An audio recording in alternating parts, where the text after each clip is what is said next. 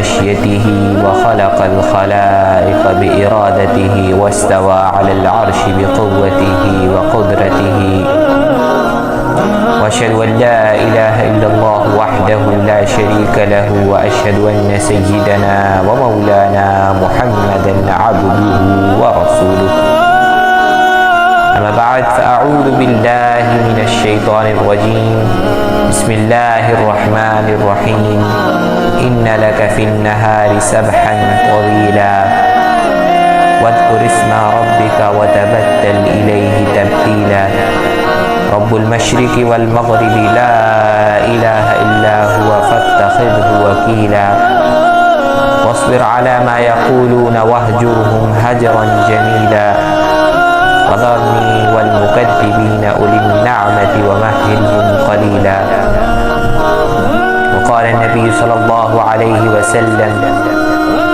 بعثت أنا والساعة كهاتين وقال النبي صلى الله عليه وسلم لا تقوم الساعة حتى يقال في الأرض الله الله أو كما قال صلى الله عليه وسلم صدق الله العظيم وصدق رسوله النبي الكريم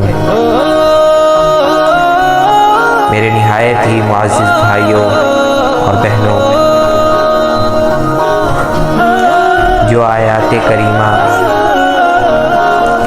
اور حضور پاک صلی اللہ علیہ وسلم کی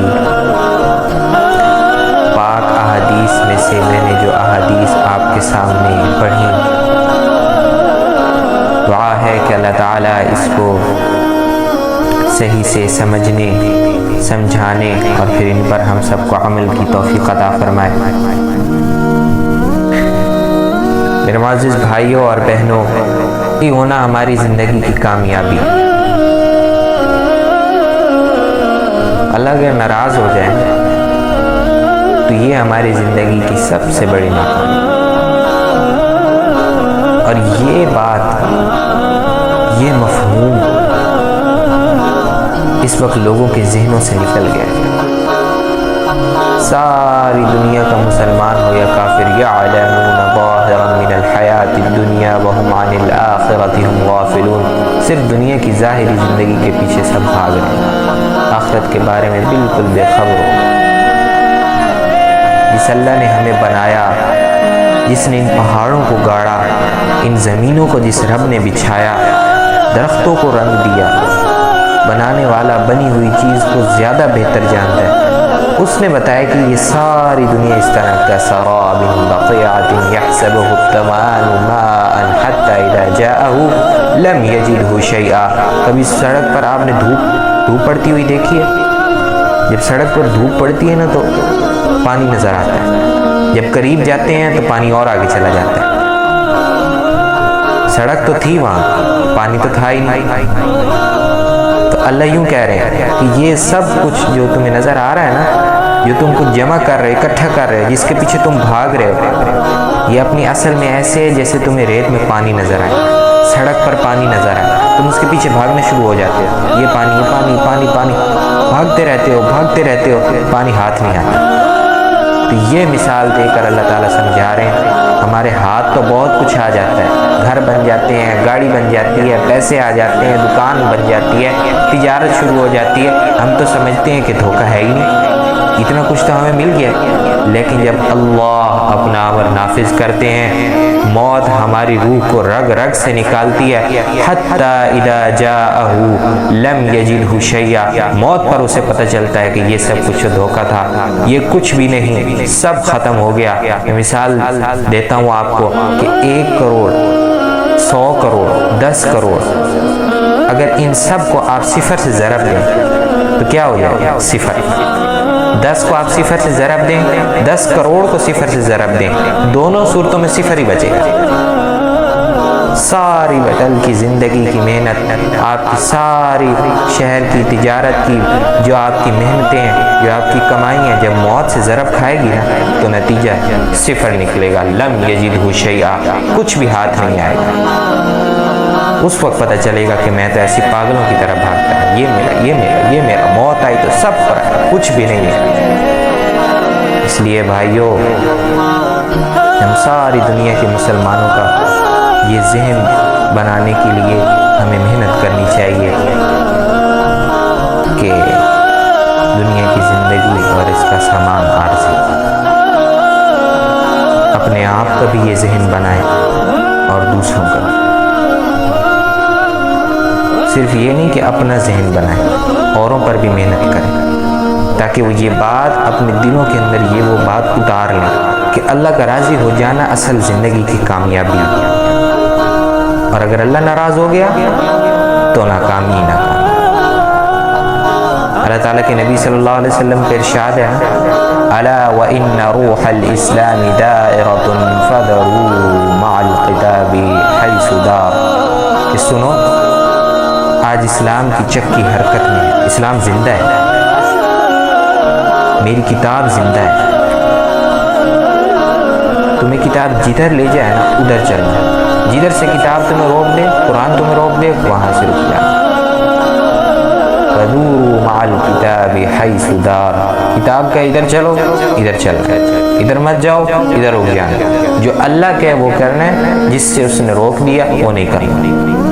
آپ صلی اللہ علیہ وسلم نے فرمایا یہ ہو رہا ہے، ایک زمانہ آنے والا ہے کہ الا وَإِنَّ الْكِتَابَ وَالسُّلْطَانَ سَيُفْتَرِقَانِ فَلَا تُفَارِقُ الْكِتَابَ، ایک زمانہ آئے گا کہ دنیا کی دوڑ، بادشاہیاں، تجارتیں، وزارتیں، صدارتیں، ان کا راستہ الگ ہو جائے گا اور میرے قرآن کا راستہ اور ہو جائے گا۔ اب تم دنیا کی دوڑ لگاتے ہو تو قرآن ہاتھ سے جاتا ہے، قرآن کو پکڑتے ہو تو دنیا ہاتھ سے جاتی ہے، دنیا نہیں ہاتھ سے جاتی، دنیا کی دوڑ ہاتھ سے جاتی ہے، دنیا کی دوڑ، دنیا کی ہر ہرس، دنیا کی ہوس اور دنیا کی حکومتیں، دولتیں، ممبریاں، صدارتیں، یہ ہاتھ سے جاتے ہیں۔ تو کیا کرو؟ آپ صلی اللہ علیہ وسلم نے فرمایا فلا تفارق الکتاب، حکومت چھوڑ دینا، حکومت چھوڑ دینا، تجارت چھوڑنی پڑے، زراعت، سیاست، ممبریاں، افسریاں چھوڑنی پڑے، چھوڑ دو، کتاب نہ چھوڑ، قرآن نہ چھوڑ، جو اللہ کی کتاب کے خلاف ہو جائیں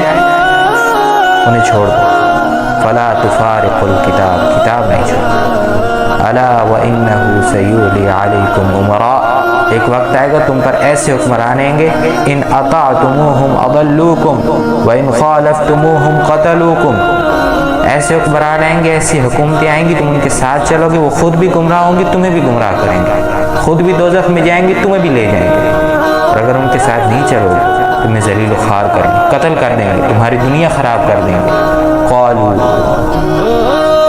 وماذا نفعل یا رسول اللہ، صحابہ نے پوچھا پھر ہم کیا کریں گے اللہ کے رسول؟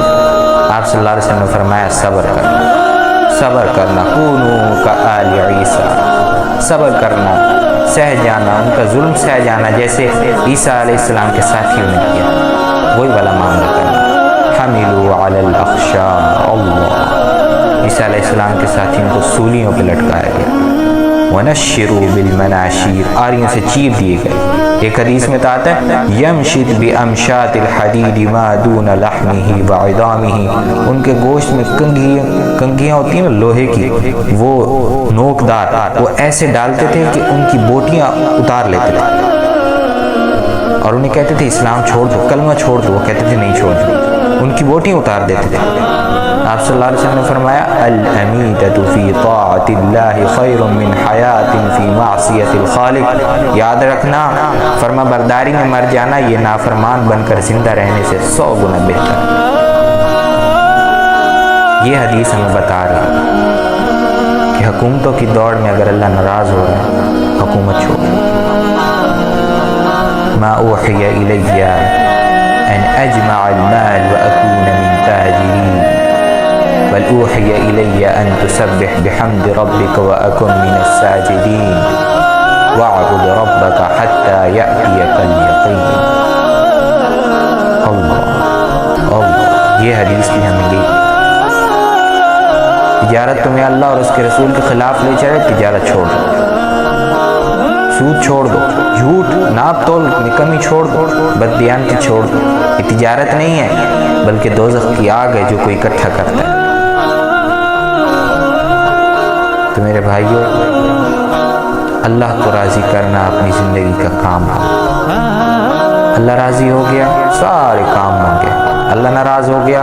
یہ جہاں میں تم کچھ دن اللہ جو دیتا ہے نا انسان کو، یہ کچھ وقت کے لیے انسان کو جو ملتا ہے، اللہ یہ کافر کو بھی دیتا ہے، مسلمان کو بھی دیتا ہے، لیکن موت کے بعد بڑی تباہی آئے جس کو انسان برداشت نہیں کر سکتا.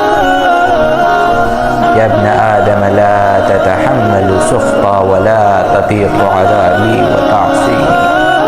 میرے بندے، اللہ کیا فرماتا ہے؟ لیکن اے میرے بندے، میری نافرمانی کرنے سے پہلے تو یہ سوچ کر لیا کر کہ تو اتنی طاقت نہیں رکھتا، تیرا جسم اتنی برداشت نہیں رکھتا کہ میری آگ برداشت کر سکے. یہ سوچ تو لیا کر، تم میں اتنی طاقت ہی نہیں ہے کہ تم میرے غضب کو برداشت کر سکتا.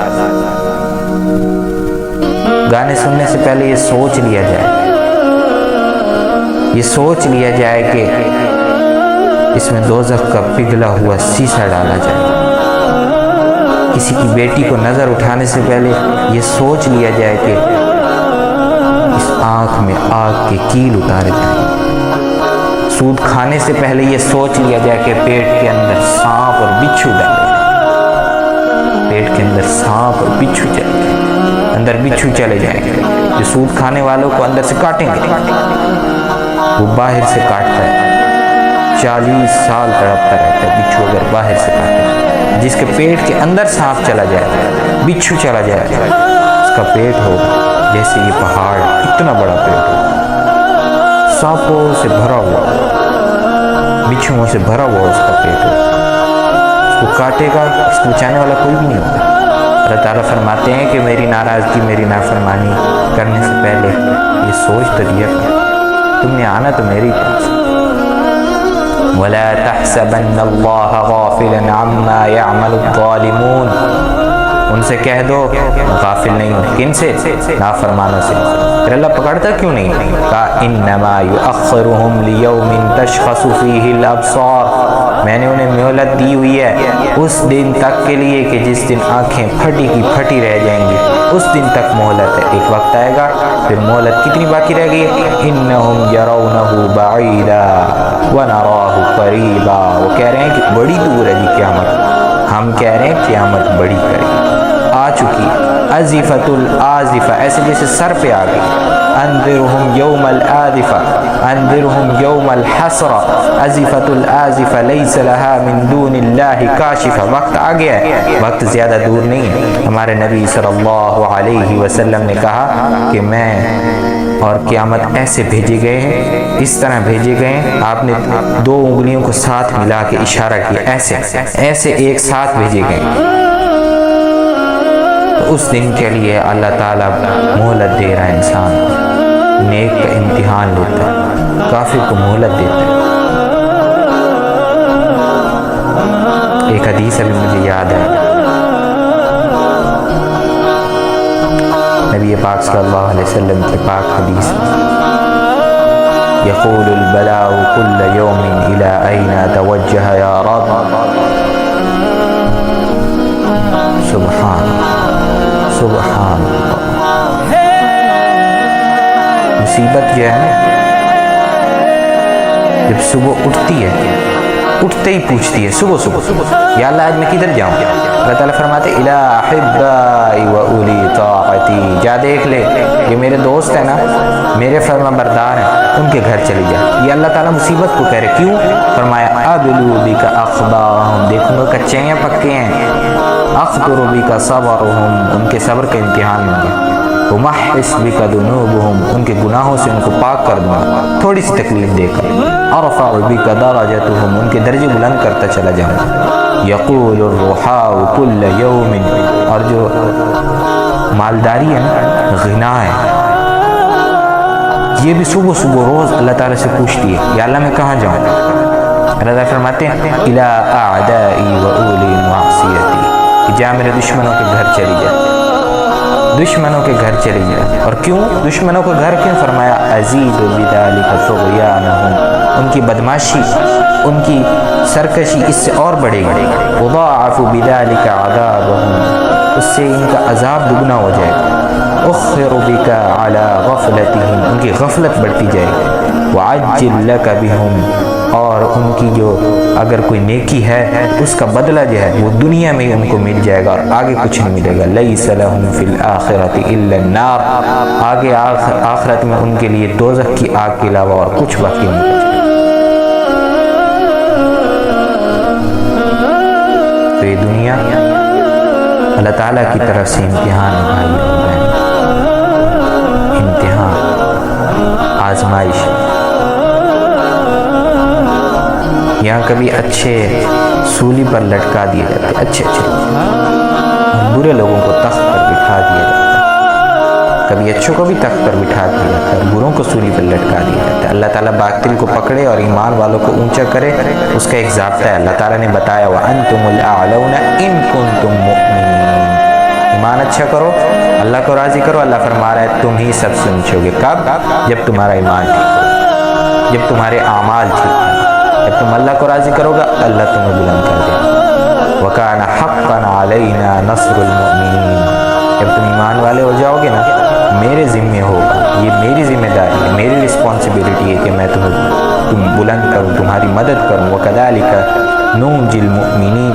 اسی طرح ہم ایمان والوں کی پہلے بھی مدد کرتے رہیں گے, اب تمہاری بھی مدد کر کے دکھائیں گے اگر تم ایمان والے بنے تو. تو بھائیوں اور بہنوں,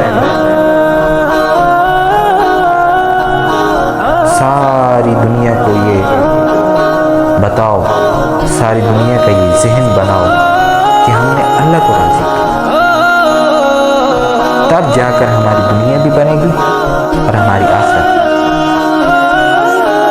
ہماری دنیا بننے کا راستہ بھی اللہ تعالیٰ کو راضی کرنا ہے اور ہماری آخرت بن جائے اس کا بھی ایک ہی راستہ ہے, اور وہ بھی اللہ تعالیٰ کو راضی کرنا. اگر ہمارے اسباب میں کمی ہو اور اللہ کی مدد شامل حال ہو تو میدان ہمارے ہاتھ میں.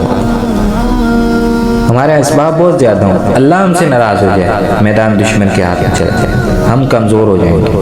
اللہ ہم سے راضی ہو تو کامیابیاں ہمیں ملیں گی, ہم قوی ہوں گے. اللہ ناراض ہو اور پھر ہم جو ہے جتنی مرضی طاقت ہو, ہمارے پاس جتنی مرضی فورس ہو, جتنی مرضی ہمارے پاس طاقت ہو, اس سب کے باوجود کامیابیاں اوروں کو ملیں گی, دشمنوں کو ملیں گی. تو بھائیو, اللہ پاک کو راضی کرنا اپنی زندگی کا حصہ بنائیں. اللہ تعالیٰ کی رضا حضور پاک صلی اللہ علیہ وسلم کے مبارک طریقوں میں چھوڑیں. حضور پاک صلی اللہ علیہ وسلم کی مبارک زندگی کو اپنا لے گا, اللہ اس سے راضی ہو جائے گا, اللہ اس سے راضی ہو جائے گا. قُلْ إِن كُنتُمْ تُحِبُّونَ اللَّهَ فَاتَّبِعُونِي يُحْبِبْكُمُ اللَّهُ. اللہ اس سے راضی ہو جائے گا. دیکھیے یہ اللہ تعالیٰ کی ناراضگی کی نشانی ہے, یہ اللہ تعالیٰ کی ناراضگی کی نشانی ہے. اتنی دھوپ, تپش, بارش نہ ہونا, اس بات کی نشانی ہے اللہ پاک ناراض ہو چکے ہیں. بدامنی, دہشت گردی, یہ سب کچھ اللہ پاک کی ناراضگی کی نشانی ہے. اللہ تعالیٰ نے موسیٰ علیہ السلام اللہ تعالیٰ سے موسیٰ علیہ السلام نے پوچھا تھا کہ اللہ تیری ناراضگی کی نشانی کیا ہے؟ اللہ تعالیٰ نے کیا فرمایا کہ میں بارشیں روک لیتا ہوں. جب وہ مانگتے ہیں, بارش مانگتے ہیں, میں بارش روک لیتا ہوں. کہتے ہیں امطر علیہم عتبان حصادہم وامنعہ عتبان زرعہم. میں بارش روک لیتا ہوں جب کھیتیاں پانی مانگتی ہیں, جب بندے پانی مانگتے ہیں میں بارش روک لیتا ہوں. اور جب وہ نہیں مانگتے, جب ان کو ضرورت نہیں ہوتی, کھیتیاں پک چکی ہوتی, میں بارش برسانا شروع کر دیتا ہوں. وَجَعَلُوا الْمُلْكَ إِلَىٰ سُفَهَائِهِمْ. بیوقوفوں کو حکومت دے دیتا ہوں. آج یہ ہمارے ارد سب کچھ ہو نہیں رہا. وَالْمَالُ إِلَىٰ بُخَلَائِهِمْ. کنجوسوں کو پیسے دے دیتا ہوں, بخیلوں کو پیسے دے دیتا ہوں. نہ اپنے اوپر خرچ کرتے نہ کسی دوسرے کو دیتے. کہا یا اللہ پھر تو راضی ہوتا ہے تو پھر تو کیا کرتا ہے؟ جب تو خوش ہوتا ہے تو پھر تو کیا کرتا ہے؟ موسیٰ علیہ السلام نے اللہ سے پوچھا تو اللہ تعالیٰ نے فرمایا جب میں خوش ہوتا ہوں تو امطر علیہم عتبان زرعہم. جب ان کی کھیتیاں پانی مانگتی ہیں میں بارش برسانا شروع کر دیتا ہوں. اور ایک حدیث میں تو آتا ہے رات کو برساتا ہوں, دن میں نہیں برساتا. تاکہ بھئی صبح کے وقت ان کو کاروبار کرنے میں تکلیف نہ ہو۔ وَأَمْنَعُهُ عُتْبَانَ حَصَادِهِمْ، اور جب ان کی کھیتیاں پک جاتی ہیں بارش بند کر دیتے تاکہ وہ گھر کاٹ کر لیں۔ وَجَعَلُوا الْمُلْكَ إِلَىٰ صُفَهَائِهِمْ، میں حکومت جو ہے وہ ان کے سمجھدار لوگوں کو دیتا ہے، صرف سمجھدار بھی نہیں، وہ سمجھدار جو دیندار بھی ہیں، حلیم لوگوں کو جو اللہ سے ڈرتے ہوں، اخلاق والوں کو جو اخلاق میں اچھے ہوں، علم والے عالموں کو، مسائل کو سلجھانے والوں کو، ان لوگوں کو جو لوگوں کی ہمدردی رکھتے ہیں، لوگوں کا درد اپنا درد سمجھتے ہیں، ایسے لوگوں کو پھر میں حکومت دیتا ہوں۔ محمود غزنوی کے پاس ایک آدمی آیا اور اس نے کہا کہ میرے اوپر جی بڑا ظلم ہو رہا ہے۔ تو محمود غزنوی نے پوچھا بھئی کیا ظلم ہو رہا ہے؟ تو اس نے کہا کہ بھئی آپ کا بھانجا رات کو آتا ہے اور میری بیوی جو ہے اس کے ساتھ زیادتی کر کے چلا جاتا ہے اور مجھے بھی گھر سے نکال دیتا ہے، میری کوئی سننے والا ہی نہیں۔ تو محمود غزنوی نے کہا کہ تو میرے پاس پہلے کیوں نہیں آیا؟ تو اس نے محمود غزنوی نے اپنے سارے پہرے دار کو کہہ دیا کہ جب یہ شخص آئے مجھے اسی وقت خبر دیں گے۔ تو اس کو جیسے ہی جو ہے خبر ہوئی کہ وہ آدمی جو ہے روتا ہوا آیا اور اس نے بادشاہ کو شکایت کی، بادشاہ کو جیسے ہی خبر ہوئی تو وہ تیزی سے جو ہے اس کے ساتھ ہتھیار سجا کر نکلا، سیدھا اس کے گھر پہنچ گیا۔ تو وہ نوجوان اس کے گھر میں داخل ہوا اور وہ جو دوسرا نوجوان تھا جو کہتا تھا بھی میں سلطان کا بھتیجا ہوں، بھانجا ہوں، تو سلطان بھی پیچھے سے آیا، اس نے اندر داخل ہوتے ہی نے چراغ بجھا دیا اور ایک ہی تلوار کے وار سے اس کا جو ہے سر اڑا دیا۔ اب وہ آدمی زمین پہ گر گیا، مر کے جیسے وہ مرا تو سلطان نے کہا وَإِ حَقَسْقُنَا، تیرے ستیہ ناس ہو، پانی لے کر آ۔ بھاگ، ڈر گیا پتہ نہیں کیا ہوا سلطان کو، بھاگ کے پانی لے کر آیا، پانی اس نے پلایا۔ پھر سلطان نے کہا چراغ جلاؤ، چراغ جلایا گیا۔ سلطان نے لاش کو دیکھا تو کہا، تو سلطان نے کہا کہ الحمدللہ۔ تو اس نے پوچھا بھی آپ نے چراغ بھی بجھا دیا، قتل کے بعد پانی بھی مانگا، پھر الحمدللہ بھی کہا، یہ کیا قصہ ہے؟ سلطان نے کہا کہ جس دن تو میرے پاس آیا تھا نا، میں نے قسم کھائی تھی نہ میں کھاؤں گا نہ پیوں گا جب تک تیری فریاد پوری نہ کر لوں، اس وقت تک میں کھاؤں گا پیوں گا نہیں۔ 3 دن سے میں بھوکا ہوں، پیاسا۔ سبحان اللہ۔ وَجَعَلُوا الْمُلْكَ إِلَىٰ حُلَمَائِهِمْ، اب خالی صرف کہانیاں کس سے رہ گئے ہیں بس، جیسی ہماری حکومتیں، جیسے ہم ویسی ہماری حکومتیں۔ اس میں گلہ بھی کس بات کا کریں پھر، چھوٹے ظالم ہم ہیں، بڑے ظالم وہ ہیں۔ تو پھر سلطان نے بتایا کہ بھی میں نے چراغ اس لیے بجھایا تھا کہ اگر میری بہن کا بیٹا ہوتا تو پھر ایسا نہ ہوتا، روشنی میں پھر تلوار کو صحیح استعمال نہ کرتا اور رشتہ داری کا لحاظ کر جاتا۔ اور الحمدللہ اس لیے کہا کہ جب تم نے چراغ جلایا نا تو مجھے پتہ چلا کہ بھئی یہ تو میرے خاندان کا ہی نہیں، تو میں نے کہا الحمدللہ، کوئی ایسے میرا نام استعمال کر کے تم پہ ظلم کر رہا تھا، کوئی میرا بھتیجا۔ جب اللہ تعالیٰ خوش ہو جاتے ہیں نا تو ایسے لوگوں کو حکومت دیتے ہیں، اور جب ناراض ہو جاتے ہیں پھر ان کو حکومت دیتا ہے جن کے دل بیڑیے سے بھی زیادہ خونخوار ہوتے ہیں۔ بکریوں کو کھاتے کھاتے کہیں آ کے بھیڑیا رک جاتا ہے نا، لیکن جب اللہ تعالیٰ انسانوں کو سزا دیتا ہے تو ان پر ایسے ظالم اللہ تعالیٰ بٹھا دیتا ہے کہ قلوبہم قلوب الذئاب والسنتہم احلم من السقر، ان کی زبانیں میٹھی میٹھی ہوتی ہیں شہد کی طرح، دل اندر سے خونخوار بھیڑیوں کی طرح۔ جب اللہ تعالیٰ خوش ہوتا ہے پھر حکومت اہلوں کو دیتا ہے، سمجھداروں کو، حلیم لوگوں کو، اللہ تعالیٰ سے ڈرنے والوں کو۔ یہ الیکشنوں کی سے حکومتیں نہیں آتی انسان کے پاس، اللہ تعالیٰ کے فیصلے ہوتے ہیں، اس کو لاؤ اس کو لاؤ، کوئی الیکشنوں سے نہیں جیتتا۔ جب ہمارے اپنے اعمال برے ہوتے ہیں اللہ تعالیٰ کی طرف سے فیصلہ ہوتا ہے، اس کو لاؤ، اچھے اعمال اہل کو ملے گا، اس کو لاؤ، اللہ کا فیصلہ۔ چنگیز خان نے جب سمرقند پہ حملہ کیا تو اس وقت پہلا شہر جو چنگیز خان نے فتح کیا تھا 610 میں چنگیز خان نے پہلا شہر فتح کیا تھا 610 ہجری۔ تو جب اس نے فتح کیا نا تو اس نے شہر کے لوگوں کو اکٹھا کیا اور کہا کہ لوگوں، جس اللہ کو مانتے ہو نا اسی اللہ کا عذاب بنا کے اللہ تعالیٰ نے مجھے بھیجا تمہارے اوپر۔ جس اللہ کو مانتے ہو اسی کا عذاب بنا۔ 40 سال کے اندر اس نے کوئی 60 یا 70 شہر اس نے فتح کیا اور ایسے زمین سے مٹا دیا اس نے۔ ایسے ایسے شہر تھے جن میں ایک ایک شہر کی 15 سے 20 لاکھ تک آبادی تھی۔ ایک بغداد کے اندر، صرف ایک بغداد کے اندر 15 لاکھ انسان کا تعلق، صرف بغداد شہر میں 656 ہجری میں 15 لاکھ انسان۔ بھائیو، اللہ کو مناؤ۔ اگر اپنا کام ٹھیک کرنا ہے نا، پیڑا اپنا پار لگانا ہے تو اللہ کو منا، اللہ کو منا۔ جا کے ایک ایک مسلمان کو بات سمجھاؤ،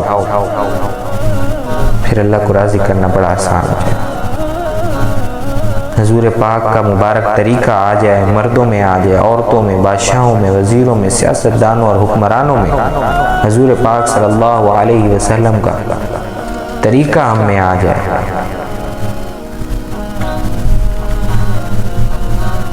اس کے لیے محنت کرو۔ حضور پاک صلی اللہ علیہ وسلم والی تجارت ہمارے تاجروں میں آ جائے، ہمارے زمینداروں میں آ جائے۔ اس کے لیے محنت کرو۔ اسلام اور بخل کا کوئی جوڑ نہیں، ظلم کا کوئی جوڑ نہیں۔ سود لینے والا اللہ تعالیٰ کے خلاف صاف اعلان جنگ کرتا ہے۔ نماز چھوڑنا بڑا گناہ نہیں ہے، لیکن نماز چھوڑنا سود کھانے کے مقابلے میں چھوٹا گناہ ہے۔ قتل کرنا بڑا گناہ ہے، لیکن جب سود کی بات آئے گی، جس نے سود کھایا تو اس کے مقابلے میں قتل چھوٹا ہے، زنا چھوٹا ہے، لواطت چھوٹی ہے۔ سود کھانے والے کے خلاف اللہ تعالیٰ کا اعلان جنگ ہے، کسی اور سے نہیں، صرف سود والے کے خلاف۔ سود کے خلاف اللہ کا اعلان جنگ کیوں ہے؟ اس لیے کہ اللہ کے بندوں کا وہ خون چوستا ہے اور اللہ کو اپنے بندوں سے بڑا پیار ہے۔ زنا کیا ہے؟ 2 بندے اس میں آ گئے، لواطت کیا ہے؟ 2 آ گئے، جھوٹ میں 1 شخص آ گیا، ماں باپ کی نافرمانی 1 نے، نماز 1 نے نہیں پڑھی، روزہ 1 نے نہیں رکھا، قتل 1 نے کیا۔ لیکن سود کھانے والا جو ہوتا ہے نا، وہ ہزاروں گھروں کے چراغ بجھا دیتا ہے، ہزاروں کے بیٹوں کے منہ سے وہ نوالے چھین لیتا ہے۔ اس لیے اللہ کا اس بندے سے اعلان جنگ ہے۔ تجارت تو ہو، لیکن حضور پاک صلی اللہ علیہ وسلم والے طریقے پر۔ حضور پاک صلی اللہ علیہ وسلم کے طریقے کیا ہیں؟ اپنے نفع کے ساتھ گاہک کی بھی خیر خواہی مانگو، گاہک کی بھی خیر خواہی چاہو۔ یہ طریقے اس امت میں اور ہمارے ارد گرد کے لوگوں میں، تجار میں، زمینداروں میں آئے، اس کے لیے محنت کریں۔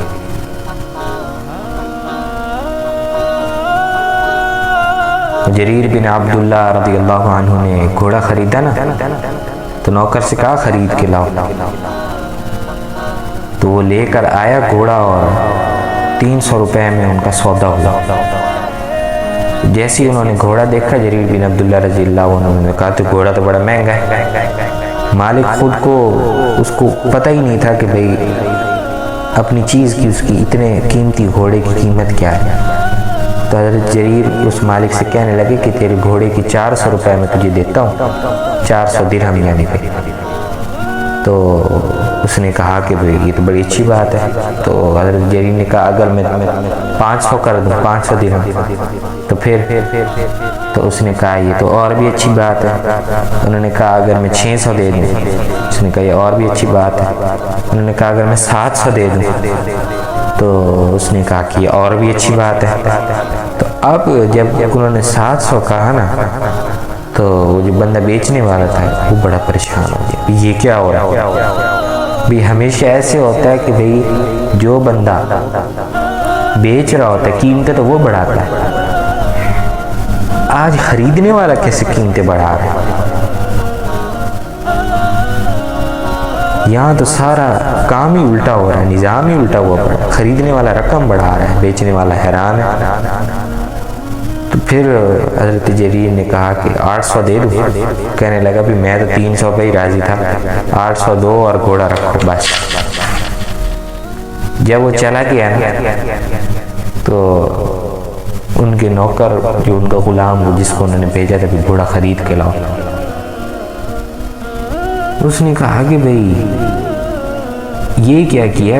وہ میں 300 میں سودا پکا کر کے آیا تھا، آپ نے 500 اوپر سے کس خوشی میں دیے؟ انہوں نے ارشاد فرمایا کہ گھوڑا 800 میں 300 رکھ کے اللہ کو کیا جواب دیتا؟ میں نے نبی صلی اللہ علیہ وسلم کے ساتھ وعدہ کیا تھا جب تک زندہ رہوں گا مسلمان کی خیر خواہی چاہتا۔ تو میرے بھائی یہ جو تجارت ہمارے ارد گرد ہو رہی ہے، پورے پاکستان میں جو تجارت ہو رہی ہے، اس میں آنے والے کی خیر خواہی ہمیں چاہنی چاہیے، اور جو بندہ آنے والے کی خیر خواہی چاہے گا تو وہ ایسے تاجروں میں شمار ہوگا جس کا حشر اللہ کے نبی صلی اللہ علیہ وسلم کے ساتھ ہو، صدیقین اور شہداء کے ساتھ ہو۔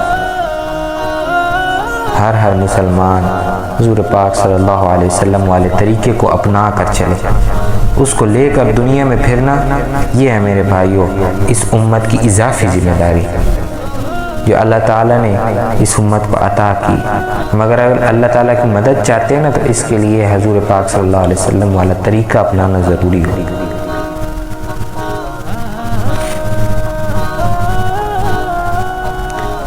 ابھی رمضان کا مہینہ چل رہا ہے، مبارک مہینہ، 17 رمضان المبارک کو جو واقعہ بدر پیش آیا، سب سے پہلا معرکہ تھا حق اور باطل کے درمیان، جب حق اور باطل آپس میں ٹکرائے۔ بدر کا واقعہ جو ہے نا یہ اسلام کا بنیادی سنگ میل ہے، جہاں سے اسلام کی تاریخ اس وقت، اسلام کی تاریخ کا کنسیپٹ، اسلام کی تاریخ کریٹ ہوئی اس ٹائم۔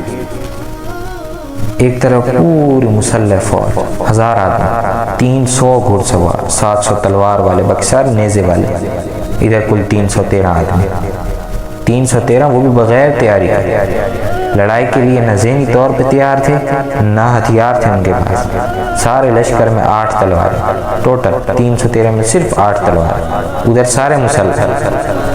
کوئی مقابلہ ہے؟ 700 تلواریں اور 8 تلواریں، کوئی مقابلہ ہے؟ 300 گھڑ سوار ادھر کفار کے، ادھر 2 گھڑ سوار مسلمانوں، کوئی مقابلہ ہے؟ 60 اونٹنیاں تھیں۔ یہ کل سامان جنگ تھا بدر کی لڑائی کا مسلمانوں کے پاس، کل سامان جنگ۔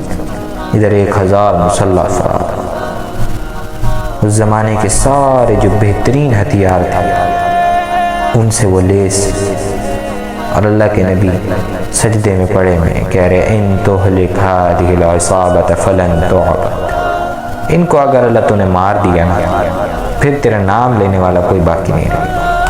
یہ الفاظ بدر کے صحابہ کی عظمت کو بتاتے ہیں۔ یہ جو حضور نے اس وقت اللہ تعالیٰ سے سجدے میں فرمایا، اللہ کے نبی صلی اللہ علیہ وسلم ان کو اتنا اونچا مقام دے رہے ہیں کہ اگر یہ بندے مٹ گئے نا تو پھر تیرا نام اس دنیا میں لینے والا کوئی نہیں، تیرا نام بھی مٹ جائے گا۔ یہ ایسے بنیادی لوگ تھے۔ اور اس دن جو روئے، جو بدر کے دن جو روئے لوگ جنہوں نے اللہ سے مانگا، ان کے ہاتھ میں کچھ بھی نہیں تھا، کچھ بھی نہیں تھا ان کے ہاتھ۔ تو اللہ تعالیٰ نے آیت نازل کی استستغیثون ربکم فاستجاب لکم، سب مانگ رہے ہیں اللہ سے، یا اللہ تو ہی کرے گا، تو ہی کرے گا۔ کچھ نہیں تھا ان کے پاس، رو رہے تھے، اللہ سے مانگ رہے تھے یا اللہ تو ہی کرے گا۔ اللہ نے کہا لبیک لبیک انی ممدکم بألف من الملائکۃ مردفین، میرے 1000 فرشتے آ رہے ہیں، کافر 1000، فرشتے بھی 1000۔ اللہ تعالیٰ نے ایک بات سمجھا، کہا فرشتوں کو نہ سمجھنا کہ فرشتوں کا کام ہوتا ہے، کام اللہ ہی کرتا ہے، وَمَن نَصْرُ إِلَّا مِنْ عِنْدِ اللَّهِ، کام اللہ ہی بناتا ہے۔ دوسری مدد ہے اِذْ يُغَشِّيكُمُ النُّعَاسُ أَمَنَةً مِّنْهُ، اللہ نے نیند دے دی، سب سو گئے، تھکے ہوئے تھے نا مسلمان سارے سو گئے، ان کی تھکاوٹ دور ہو گئی، فریش ہو گئے سارے۔ تیسری مدد کیا ہے؟ اللہ تعالیٰ نے فرشتے بھیجے، پھر اور دوسرا پھر اللہ تعالیٰ نے کیا کہ نیند اتار دی۔ پھر اگلی اللہ تعالیٰ نے کیا مدد بھیجی؟ وَيُنَزِّلُ عَلَيْكُم مِّنَ السَّمَاءِ مَاءً، اللہ نے بارش برسا دی، کیوں؟ لِيُطَهِّرَكُم بِهِ وَيُذْهَبَ عَنكُم رِجْزَ الشَّيْطَانِ وَلِيَرْبِطَ عَلَىٰ قُلُوبِكُم، پاکی حاصل کر لو تاکہ تم شیطان کے وسوسوں سے تم دور ہو جاؤ، تاکہ تم مستقیم ہو جاؤ، قدم تمہارے جم جائیں۔ اللہ تعالیٰ نے اس طرح ان کے دلوں کو مضبوط کر دیا۔ اور پھر اس سے اگلی مدد کیا آئے؟ اللہ تعالیٰ نے فرشتوں کو حکم دیا، لڑو۔ فرشتے آتے تو تھے ہمیشہ لیکن لڑتے نہیں تھے۔ مختلف جنگوں میں فرشتے آتے ہیں نا، آتے رہے اللہ کی مدد سے آتے رہے، لیکن کبھی لڑے نہیں۔ جنگ بدر میں فرشتے لڑے بھی نہیں آ کر، یہ پہلی جنگ تھی جس میں فرشتوں نے آ کر لڑائی کی۔ اللہ تعالیٰ نے ان کو بتایا فرشتوں کو کہ کس طرح مارنا ہے۔ فَضْرِبُوا فَوْقَ الْأَعْنَاقِ وَضْرِبُوا مِنْهُمْ كُلَّ بَنَانٍ، ان کی گردنیں کاٹنا، ان کے ہاتھ کاٹ دینا۔ کہاں 313 کہاں 1000، جب لشکر آمنے سامنے ہونے لگے تو ایک ایسے تیز ہوا چلی زور سے۔ حضرت علی نے پوچھا یا رسول اللہ یہ ہوا کیسی؟ آپ صلی اللہ علیہ وسلم نے فرمایا جبریل آ گئے فرشتوں کے ساتھ۔ پھر ایک اور ہوا چلی، حضرت علی نے پھر پوچھا یا رسول اللہ یہ ہوا کیسی؟ آپ نے کہا میکائیل آ گیا فرشتوں کے ساتھ۔ اللہ نے منٹوں میں پانسا پلٹ کر دکھا دی جنگ کا۔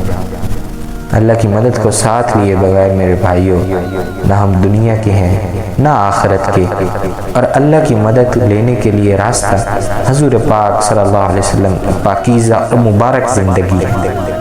آپ صلی اللہ علیہ وسلم کو اللہ تعالیٰ نے قیامت تک کے لیے ساری دنیا کے انسانوں کا نبی بنایا، رسول بنایا، لہٰذا اللہ تعالیٰ نے آپ صلی اللہ علیہ وسلم کو سب سے جدا بنایا، سب سے اعلیٰ اور افضل بنایا۔ ابھی آپ صلی اللہ علیہ وسلم چھوٹے سے بچے تھے، حضرت عباس رضی اللہ عنہ فرماتے یا رسول اللہ مجھے آپ صلی اللہ علیہ وسلم کے بچپن میں اسی وقت پتہ چل گیا تھا کہ آپ کی بڑی شان ہے۔ آپ صلی اللہ علیہ وسلم نے فرمایا وہ کیسے تمہیں پتہ چل گیا؟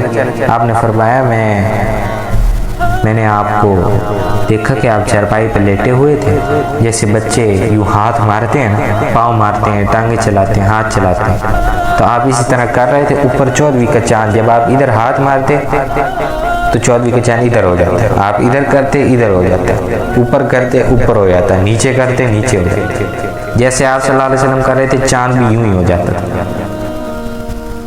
تو آپ صلی اللہ علیہ وسلم نے فرمایا کہ کان القمر ینازینی ویحاکینی ویمنعنی من البکاء، چاند مجھے باتیں سناتا تھا، میرا دل لگاتا تھا، مجھے کہانیاں سناتا تھا۔ یحاکینی، چاند مجھے کہانیاں سناتا تھا، جس کو آسمان کا چاند اس کے پنگوڑے میں لوریاں اور کہانیاں سنا رہا ہوں، کتنا اونچی شان والا نبی ہو۔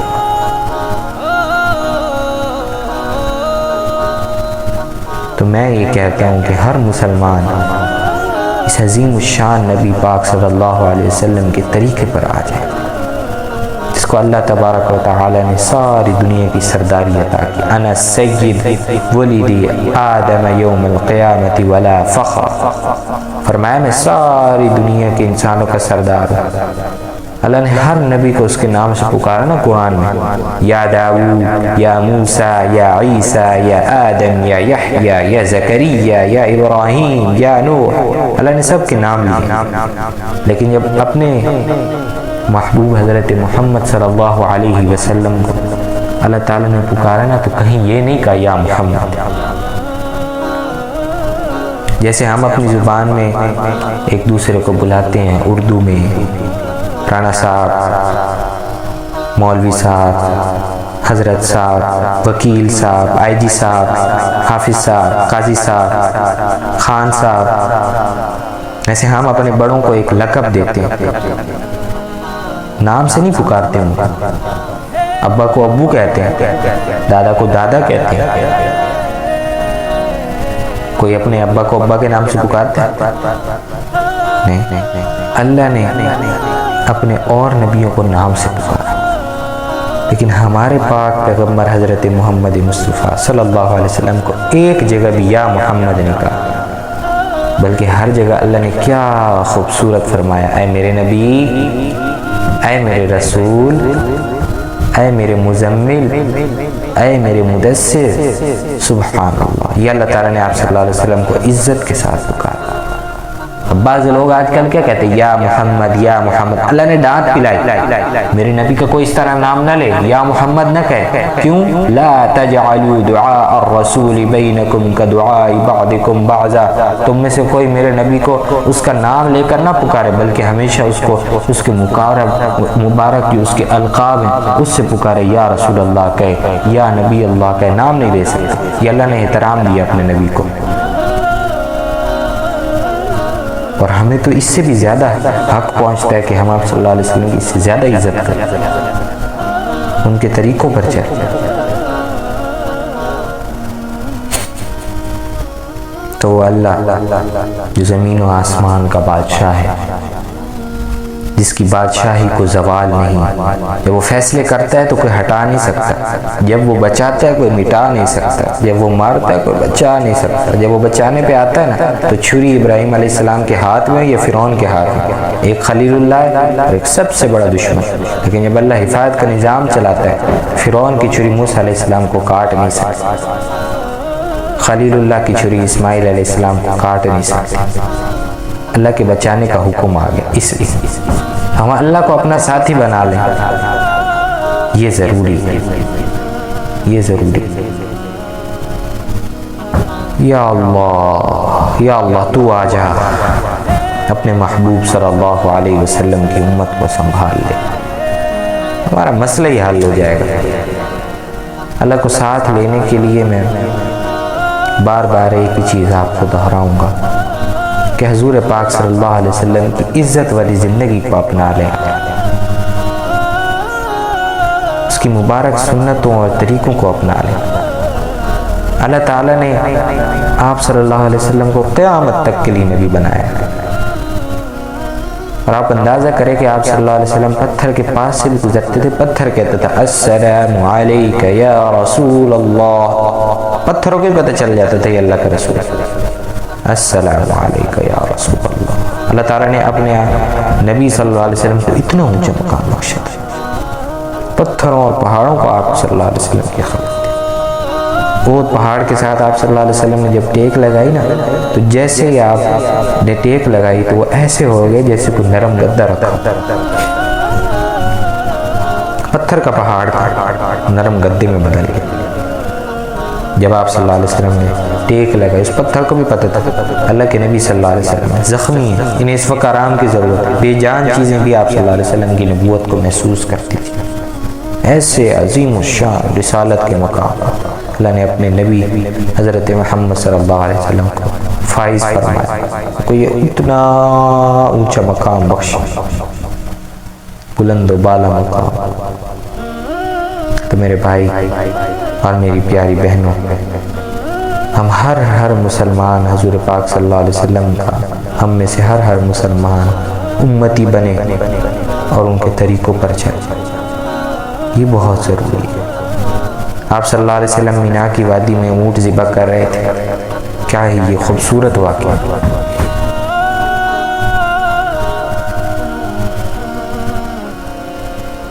ہم تو اپنے گھر کی مرغی پکڑے نا تو وہ بھی ہمارے ہاتھ میں نہیں آتی، بھاگ جاتی ہے۔ گھر میں پلی ہوئی بکری جب ہم ذبح کرتے ہیں نا قربانی کے موقع پر، وہ بھی شور مچاتی، چیخنے لگتی ہے۔ 100 اونٹ کچھ یمن سے آئے، کچھ دائیں بائیں سے خریدے گئے اس وقت۔ آپ صلی اللہ علیہ وسلم کے جب سامنے لائے گئے نا قربانی کے لیے، تو 5 اونٹ آگے آتے، ایک اونٹ آگے حضور صلی اللہ علیہ وسلم کے سامنے کھڑا کیا جاتا، آپ صلی اللہ علیہ وسلم کھڑے اس کو ذبح کر دیتے تھے۔ کھڑے ذبح کرنے کا پتہ طریقہ کیا ہوتا ہے؟ اس کا یہ طریقہ ہوتا ہے کہ اس کو یوں نا گردن میں سیدھا برچھا مارتے ہیں، ایسے برچھا مارتے ہیں، تو آپ صلی اللہ علیہ وسلم اس طریقے سے جو ہے نا کھڑے سب کو ذبح کیا، وہ پھر گر جاتا ہے، کچھ دیر اس کا خون بہتا ہے، اس طرح وہ حلال ہو جاتا ہے۔ خیر، جب آپ صلی اللہ علیہ وسلم اس طرح برچھا مارنے کے لیے औजार उठाते तो जो पीछे वाला ऊँट होता था ना, इधर आप सल्लल्लाहु अलैहि वसल्लम के सामने एक ऊँट खड़ा है, पीछे पांच ऊँट टोटल आप सल्लल्लाहु अलैहि वसल्लम के सामने आते थे। तो जो पीछे वाले 4 ऊँट होते थे वो आपस में लड़ना शुरू कर देते थे। एक आगे ज़िब्बा हो रहा है, पीछे वाले 4 लड़ना शुरू हो जाते, मुझे आगे जाने दो, मुझे आगे जाने दो। सुभान अल्लाह। एक कहता मुझे आगे जाने दो, दूसरा कहता मुझे आगे जाने दो। लड़ाई करते, पीछे नहीं भागते थे कि हमने बचना है मरने से, आगे आते थे कि हमने हजूर सल्लल्लाहु अलैहि वसल्लम के हाथ ज़बा पता है उनको जान पर आई, फिर भी आगे बढ़ के अल्लाह के नबी सल्लल्लाहु अलैहि वसल्लम के हाथ ज़बा होने चाहिए। ये बेज़ुबान जानवरों की मोहब्बत। सुभान अल्लाह। अल्लाह ताला के रसूल सल्लल्लाहु अलैहि वसल्लम के साथ हम सब तो रूह वाले, ईमान वाले, बोलने वाले, अकल वाले, हम अगर अल्लाह के रसूल सल्लल्लाहु अलैहि वसल्लम के साथ मोहब्बत न करें तो फिर तो ये बड़ी ज़्यादती और बड़ा जुल्म है। मेरे भाइयों और बहनों, हज़ूर पाक सल्लल्लाहु अलैहि वसल्लम की मुबारक पाकीज़ा ज़िंदगी को हम अपनी ज़िंदगी आप सल्लल्लाहु अलैहि वसल्लम ऐसे आसान तरीके लेकर आए, इन तरीक़ों को गरीब आदमी भी अपना सकता है, एक मालदार आदमी। एक शख्स आया ना आप सल्लल्लाहु अलैहि वसल्लम के पास और आकर अर्ज़ करने लगा, या रसूलल्लाह, मैं चाहता हूँ मेरी इज़्ज़त लोगों में सबसे ज़्यादा हो, मेरा मकाम बढ़ जाए। उसने कहा, या रसूलल्लाह उरीदु अन अकून अकरमन नास, अल्लाह के रसूल मैं चाहता हूँ मेरी इज़्ज़त बढ़ जाए, मकाम बढ़ जाए। तो अल्लाह के नबी सल्लल्लाहु अलैहि वसल्लम ने क्या फरमाया, ला तशकू मिन अम्रिका शैअन इलल खल्क़ि तकुन अकरमन नास। सवाल करना छोड़ दे, मखलूक को ये बताना छोड़ दे तेरी हाजत क्या है, तेरी ज़रूरत क्या है, सिर्फ अल्लाह को बता, अल्लाह तुझे सबसे ज़्यादा इज़्ज़त देगा। उसने कहा, या रसूलल्लाह उरीदु अन युवस्सा अलैया रिज़्क़ी, अल्लाह के नबी मैं चाहता हूँ मेरा रिज़्क़ मुझ पर वसी हो जाए, खुल जाए, बढ़ जाए, मेरे पास ज़रिए माश नहीं। आप दुआ फरमाई, आप मुझे कोई नुस्खा बताइए कि मेरी ज़िंदगी का कारोबार भी नहीं है और फिर भी मेरा रिज़्क़ वसी हो जाए। अल्लाह के नबी सल्लल्लाहु अलैहि वसल्लम ने फरमाया, अदिम अला तहारती वस्सा अलैका रिज़्क़ुक। सुभान अल्लाह, कितना आसान तरीका है। बावुज़ू रहे, बावुज़ू रहे, अल्लाह तेरा रिज़्क़ बढ़ा दे। उसने कहा, या रसूलल्लाह उरीदु अन अकून अक़वा अन्नास, मैं चाहता हूँ अल्लाह के नबी में सबसे ज़्यादा ताकतवर हो जाऊँ। आप सल्लल्लाहु अलैहि वसल्लम ने फरमाया, तवक्कल अला अल्लाह तकुन अक़वा अन्नास, तवक्कुल करना सीख ले, अल्लाह पर भरोसा करना सीख ले, सबसे बड़ा ताकतवर बन जाएगा। उसने कहा, या रसूलल्लाह उरीदु अन अकून अग़ना अन्नास, अल्लाह के नबी मैं चाहता हूँ मैं सबसे ज़्यादा गनी हो जाऊँ, मालदार हो जाऊँ। अल्लाह के नबी सल्लल्लाहु अलैहि वसल्लम ने क्या फरमाया, कुन क़ानिअन तकुन अग़ना, क़नाअत करने वाला लोगों में सबसे ज़्यादा गनी हो जाए। उसने कहा, या रसूलल्लाह उरीदु अन अकून अअलम अन्नास, अल्लाह के नबी मैं चाहता हूँ मैं सबसे बड़ा आलिम बन जाऊँ। आप सल्लल्लाहु अलैहि वसल्लम ने फरमाया, इत्तक़िल्लाह तकुन अअलम अन्नास, तक़वा इख्तियार कर, लोगों में सबसे बड़ा आलिम बन जाए, सबसे बड़ा आलिम बन जाए। उसने कहा, या रसूलल्लाह उरीदु अन अकून अख़स्स अन्नास, अल्लाह के नबी मैं चाहता हूँ लोगों में मेरी खसूसियत कायम हो जाए, मेरी हाई प्रोफाइल बन जाए, लोगों में मेरी एक पहचान बन जाए ख़ास। तो अल्लाह के नबी सल्लल्लाहु अलैहि वसल्लम ने क्या फरमाया, अक्सर मिन ज़िक्रिल्लाह तकुन मिन अख़स्स अन्नास, अल्लाह का ज़िक्र कसरत से कीजिए, लोगों में सबसे ज़्यादा ख़ास हो जाए, अल्लाह तुझे अपने दरबार में खसूसियत अता फरमाए। उसने फिर सवाल किया, या रसूलल्लाह उरीदु अन तुस्तजाब दअवती, अल्लाह के नबी मैं चाहता हूँ मेरी दुआएं कबूल हो जाए, मेरी दुआएं कबूल हो जाए। आप सल्लल्लाहु अलैहि वसल्लम ने फरमाया, इज्तनिब मिन अक्लिल हराम तुस्तजब दअवतु, हराम के लुक़्मे से बच, हराम के लुक़मे से बच, तेरी सारी दुआएं अल्लाह ताला कबूल फरमा दे। एक लुक़मा ज़र्रे के बराबर अगर पेट में हराम का 40 दिन तक कोई नमाज कबूल नहीं, कोई دعا قبول نہیں، کوئی عبادت اللہ تعالیٰ قبول نہیں۔ حرام کی بڑی نحوست ہے میرے بھائیوں، اللہ کے نبی صلی اللہ علیہ وسلم نے سمجھا دیا۔ دعائیں قبول کروانا چاہتے ہو، منت مرادیں پوری کروانا چاہتے ہو اللہ سے، حرام کھانا چاہتے، حرام کے لقمے سے بچو۔ اور اس نے آخری بڑا خوبصورت سوال کیا آپ صلی اللہ علیہ وسلم سے، کہا یا رسول اللہ ارید ان یکمل ایمانی، اللہ کے نبی میں چاہتا ہوں میرا ایمان مکمل۔ آپ صلی اللہ علیہ وسلم نے فرمایا حسن خلقک یکمل ایمان، اپنے اخلاق اچھے کر، تیرا ایمان کمپلیٹ۔ تو کیا ایمان کا کمال بتایا اللہ کے نبی نے؟ اچھے اخلاق، یہ ہے ایمان کا کمال، یہ ہے ایمان کی تکمیل، اچھے اخلاق۔ اور اچھے اخلاق کیا ہیں؟ خود اللہ کے نبی نے وضاحت کر دی، تصل من قطع، جو تم سے توڑے اس سے جوڑ۔ اچھے اخلاق کیا ہیں؟ وَتُعْتَى مَنْ حُرِمَكَ، جو تجھ سے چھینے تیرا حق اس کو دے۔ اچھے اخلاق کیا ہیں؟ تَعْفُ عَنْ مَنْ ظَلَمَ، جو تیرے اوپر ظلم کرے اس کو تم معاف کر، جو حق پر ہے تم معاف کر۔ یہ تین کام جو کرے گا نا، یہ تین کام، اللہ کے نبی صلی اللہ علیہ وسلم نے فرمایا جنت الفردوس میں مجھ سے گھر لے، نظامِ میں اس کو گھر لے کر۔ ہمارے یہاں تو معاف کرنے کا کوئی رواج ہی نہیں۔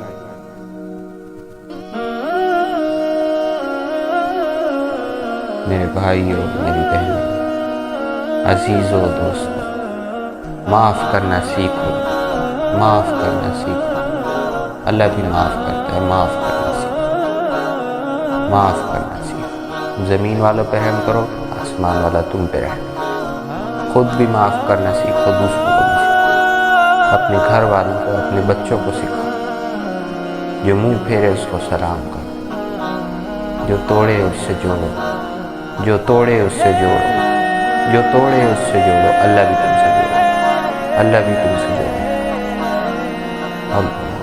اللہ جو تمہیں پوچھنے نہ آئے، تمہارے جنازوں میں، تمہاری خوشیوں میں شریک نہ آئے، خدا کے بندوں سے چھینک بھی آئے اس سے پوچھنے۔ یہ ہے نفرت، یہ ہے نفرت۔ خدا تمہیں پہاڑوں سے بھی زیادہ بلندی عطا کرے۔ یہ وہ عمل میں آپ کو بتا رہا ہوں کہ جس نے اپنے اچھے اخلاق بنائے، دنیا کی کوئی چیز بھی اسے اونچا ہونے سے نہیں روک سکتی۔ اور ایک اور واقعہ بھی سن لو۔ ایک صحابی نے آپ صلی اللہ علیہ وسلم سے پوچھا یا رسول اللہ ایو حسنۃ اعظم، سب سے بڑی نیکی کیا اللہ کے نبی؟ آپ صلی اللہ علیہ وسلم نے فرمایا حسن الاخلاق، حسن الاخلاق، سب سے بڑی نیکی، سب سے بڑی نیکی اچھے اخلاق۔ اس نے کہا یا رسول اللہ ای سیئۃ اعظم، سب سے بڑی برائی کیا اللہ کے نبی؟ آپ صلی اللہ علیہ وسلم نے فرمایا سوء الاخلاق، برے اخلاق، سب سے بڑی برائی، سب سے بڑی برائی برے اخلاق، سب سے بڑی اچھائی حسن الاخلاق۔ سبحان اللہ۔ دیکھو میں نے تمہیں ایک نمونہ بتایا کہ اللہ کے نبی صلی اللہ علیہ وسلم کی تعلیمات کتنی پاکیزہ ہیں۔ یہ تو میں نے ایک نمونہ پیش کیا، کتنی خوبصورت آپ صلی اللہ علیہ وسلم کی زندگی۔ ان تعلیمات کو اپنی زندگی میں لاؤ، رواج دو اللہ تعالیٰ کے ان احکامات کو، اللہ کے نبی کی اس خوبصورت زندگی کو، اس کو اپنا رواج بناؤ، اپنا چال چلن بناؤ۔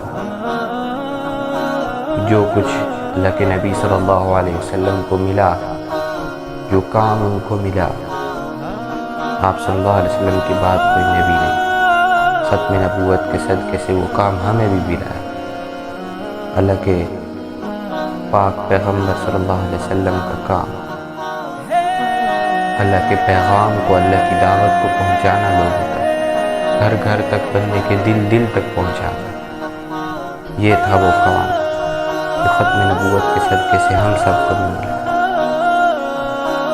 سبحان اللہ، سبحان اللہ۔ اور اس دعوت اور اس محنت کے بارے میں اللہ تعالیٰ نے اس آیت میں کتنا خوبصورت اللہ تعالیٰ نے اشارہ فرمایا یا ایھا المدثر قم فانذر وربك فكبر وثيابك فطهر والرجز فاهجر ولا تمنن تستكثر ولربك فاصبر. کتنا خوبصورت اشارہ کہ اللہ تعالیٰ اپنی بڑائی اور بزرگی کو بیان کرنے سے روک رہے ہیں. اللہ تعالیٰ کہہ رہے ہیں اپنی بڑائیاں بزرگیاں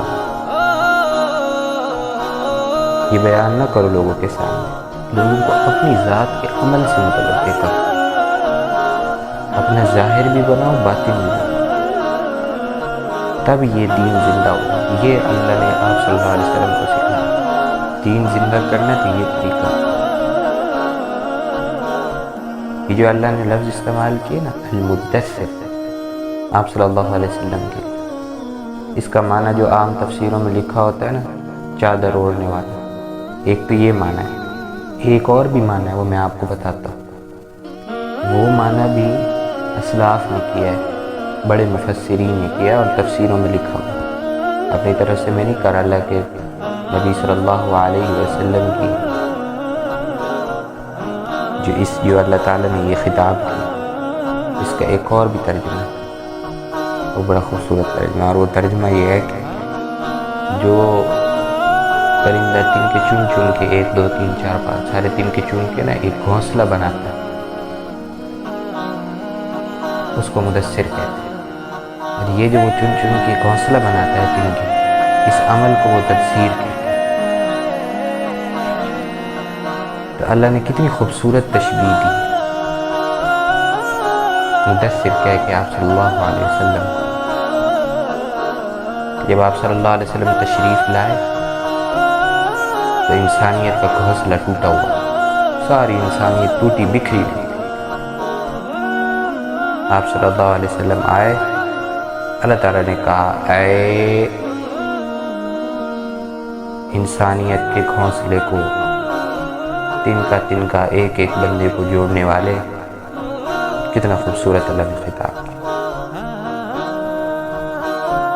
جب آپ صلی اللہ علیہ وسلم تشریف لائے تو یہ دنیا کے انسانوں کا سارا گھونسلہ ایسے ٹوٹ گیا, نہ کہیں امن, نہ چین, نہ سکھ, نہ آرام, ہر طرف لڑائی, نفرتوں کا بازار کرنا. تو اللہ تعالیٰ نے آپ صلی اللہ علیہ وسلم کو فرمایا یا ایھا المدثر, اے انسانی گھونسلے کو دوبارہ تعمیر کرنے والے, اٹھ جا, قم, اٹھ جا. تیری برکت سے ایک گھونسلہ پھر آباد, اور پھر تیری برکت سے ایک گھونسلہ دوبارہ بنایا جائے گا. یا ایھا المدثر, قم, کھڑا ہو جا, اٹھ جا, اٹھ جا. اور کام کیا کرنا ہے اٹھ کے؟ بول اللہ اللہ اللہ اللہ, بول اللہ.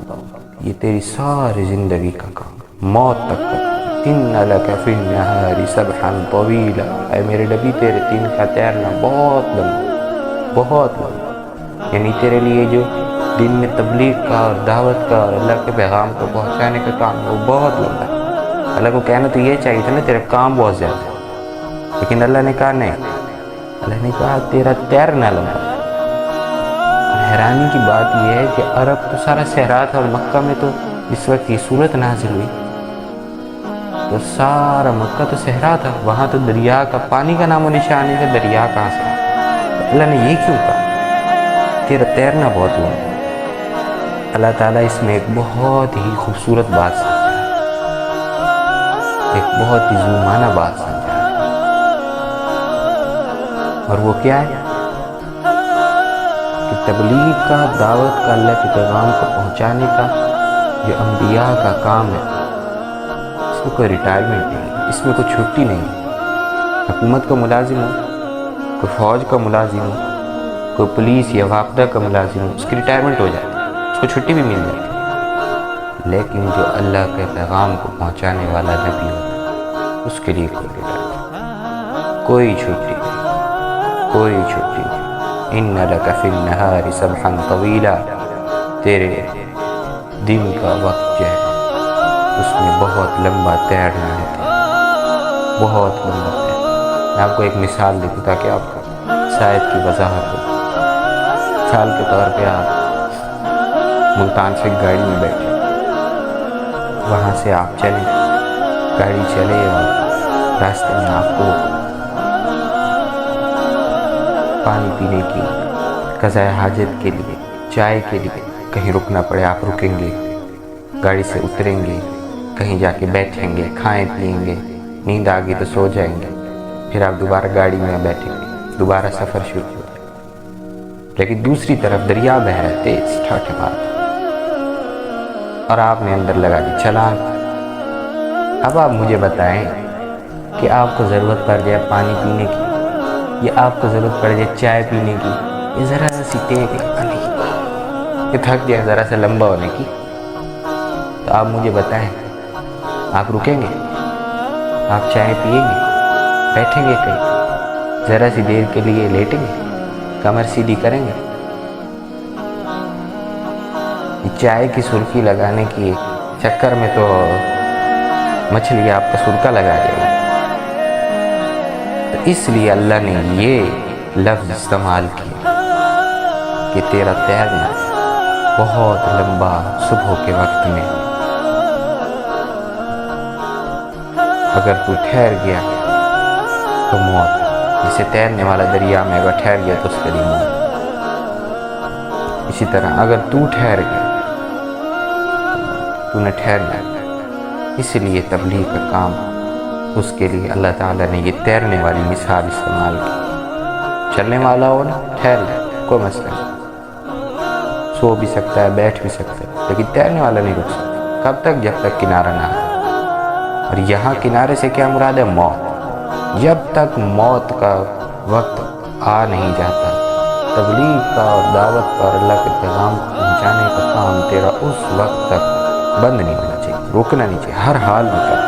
اِنَّ لَكَ فِي النَّهَارِ سَبْحًا طَوِيلًا، اے میرے نبی تجھے تیرا تیرنا جو ہے وہ بہت لمبا ہے. اتر جا دعوت کے میدان میں، اتر جا دعوت کے سمندر میں، دعوت کے ٹھاٹھے مارتے ہوئے دریا میں، تیرتا جا تیرتا جا تیرتا جا. وَاعْبُدْ رَبَّكَ حَتَّى يَأْتِيَكَ الْيَقِينُ، اتنا چل اتنا تیر کہ موت آ، پھر اس وقت تیری چھٹی. جب یہ آیت نازل ہوئی نا تو آپ صلی اللہ علیہ وسلم نے حضرت خدیجہ کو کہا اٹھو، اب میرا وقت آ گیا، آرام کے دن میرے ختم ہو گئے، میرا کام شروع ہو گیا.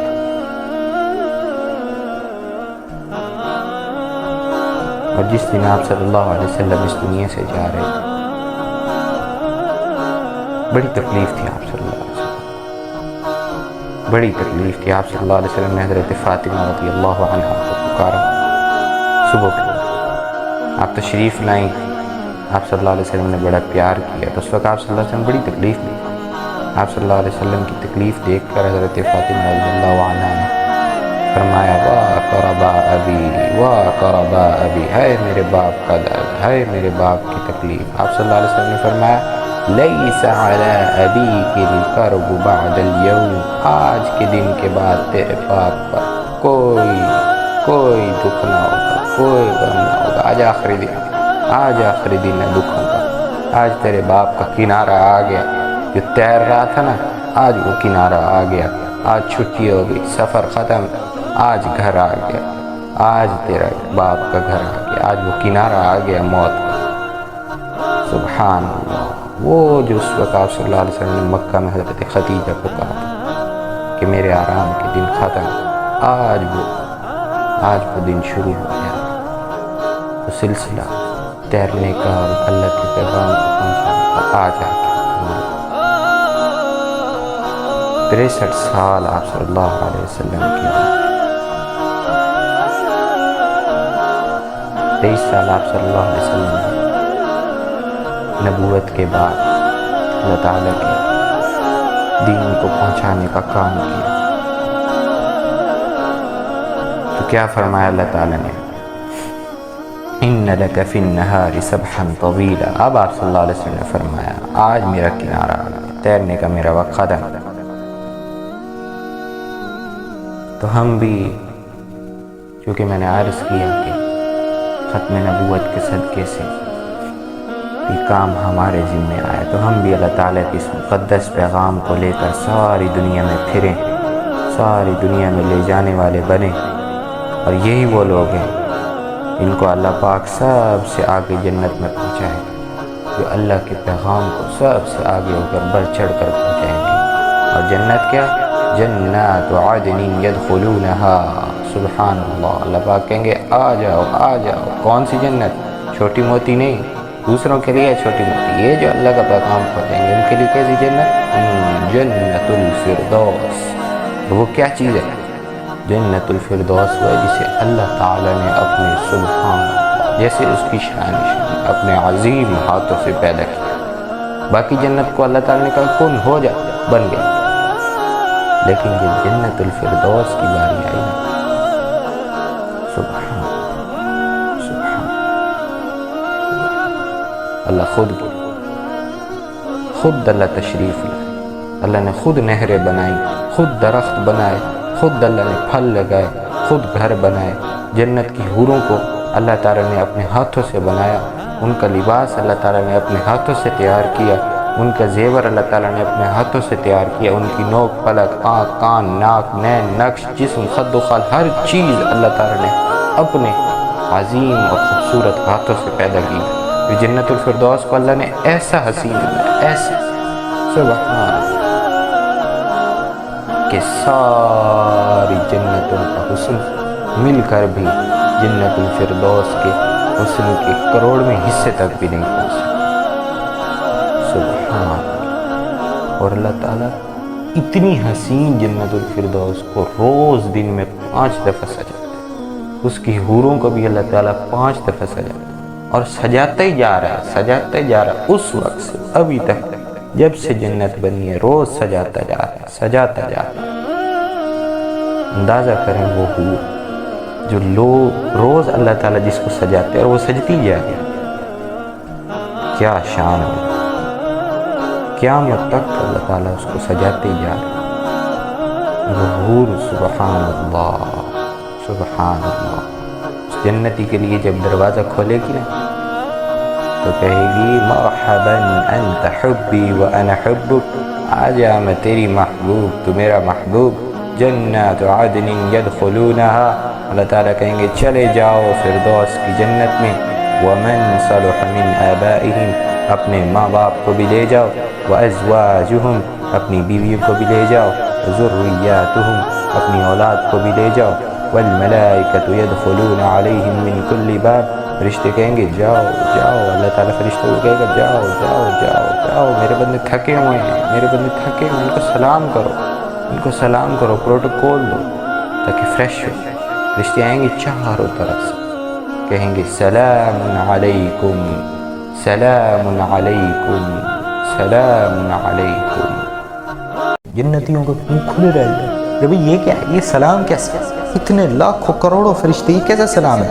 کہیں گے بما صبرتم، جو تم نے صبر کیا تھا، صبر کی جو تم نے زندگی گزاری اس کی وجہ سے، یہ ہے اسلام۔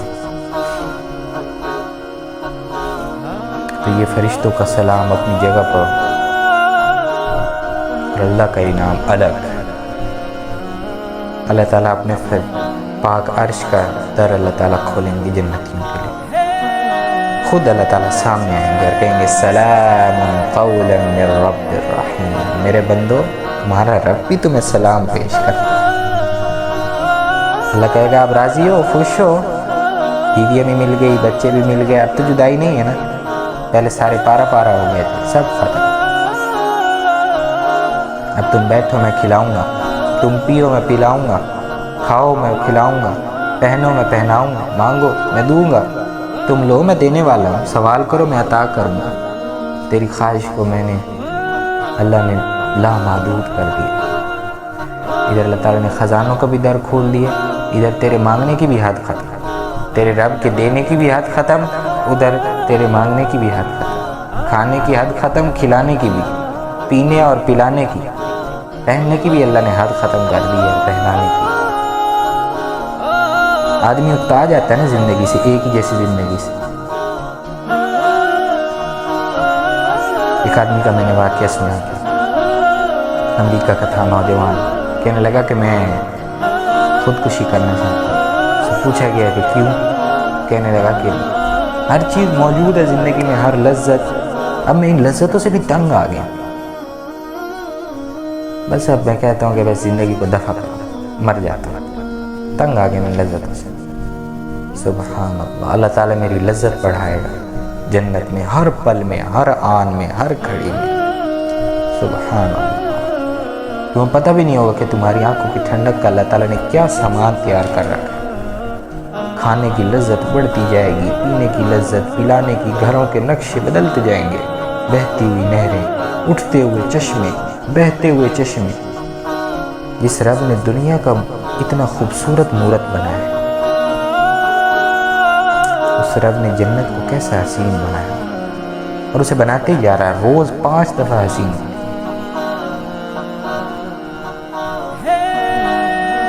جنت میں ایک بیوی سے ملے گا، اس کو دیکھ کر کہے گا تیری جیسی تو کوئی اور ہے ہی نہیں، اور وہ یوں ہی سمجھے گا کہ اس جیسی کوئی حسین لڑکی جنت میں ہے ہی نہیں.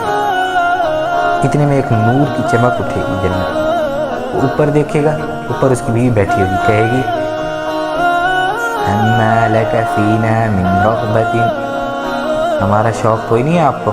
کہے گا تو کون؟ کہے گی میں تیرے لیے ہی بیٹھی ہوئی ہوں اوپر. تو وہ اسے چھوڑ کے اس کے پاس چلا جائے گا. وہ پہلے سے بھی زیادہ خوبصورت ہو. وہاں رہیں گے، نہ وہ اس سے تنگ ہوگا نہ وہ اس سے تنگ ہوگی، دونوں ایک دوسرے سے تنگ نہیں ہوں گے.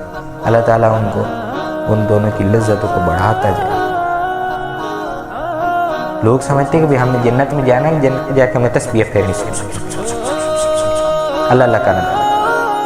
یہ اللہ اللہ یہی کرنا ہے. جنت میں تو موج ہوگی، عیش ہوگا، مزے ہوں گے. جنت پہ تو ایک اور در کھلے گا. پھر یہ ایک در کھلا، پھر ایک اور در کھلے گا. ایک خوبصورت سی اور حسین ترین لڑکی سامنے آئے گی. جنتی کہے گا اما ان یکون لنا منک نصیب. اب وہ عورت کہے گی، وہ جو حسین سی لڑکی نظر آئی نا، اما ان یکون لنا منک نصیب، ہماری بھی کوئی باری ہے. وہ کہے گا جنتی کہ تو کون؟ وہ کہے گی میں تمہاری بیگم. اس کے پاس جائے گا، ہر بیوی پہلے سے زیادہ حسین ہر بیوی. اتنے میں ایک اور نور کی چمک اٹھے گی، ساری جنت روشن ہو جائے گی. ساری جنت میں روشنی پھیل جائے گی. ایسے گھبرا کر یہ ایمان والا جنتی آدمی اوپر دیکھے گا تو اس کی دنیا والی ایمان والی بیوی اوپر سے ایسے دروازہ کھولے گی، کہے گی ہمارے پاس کب آئیں گے جناب؟ اس کا حسن ان ساری جنت کی حوروں پر 70,000 گنا زیادہ ہو. 70,000 گنا. اللہ اس کو بٹھا دے گا، کہے گا بیٹھ، کھا، مانگ، پہن، سوال کر، تجھے ملے گا. تو چاہت کر، تجھے ملے گا. تمنا کر، تجھے ملے گا. جو چاہ ہو جائے گا. ایک بادل اٹھے گا دوزخ کا.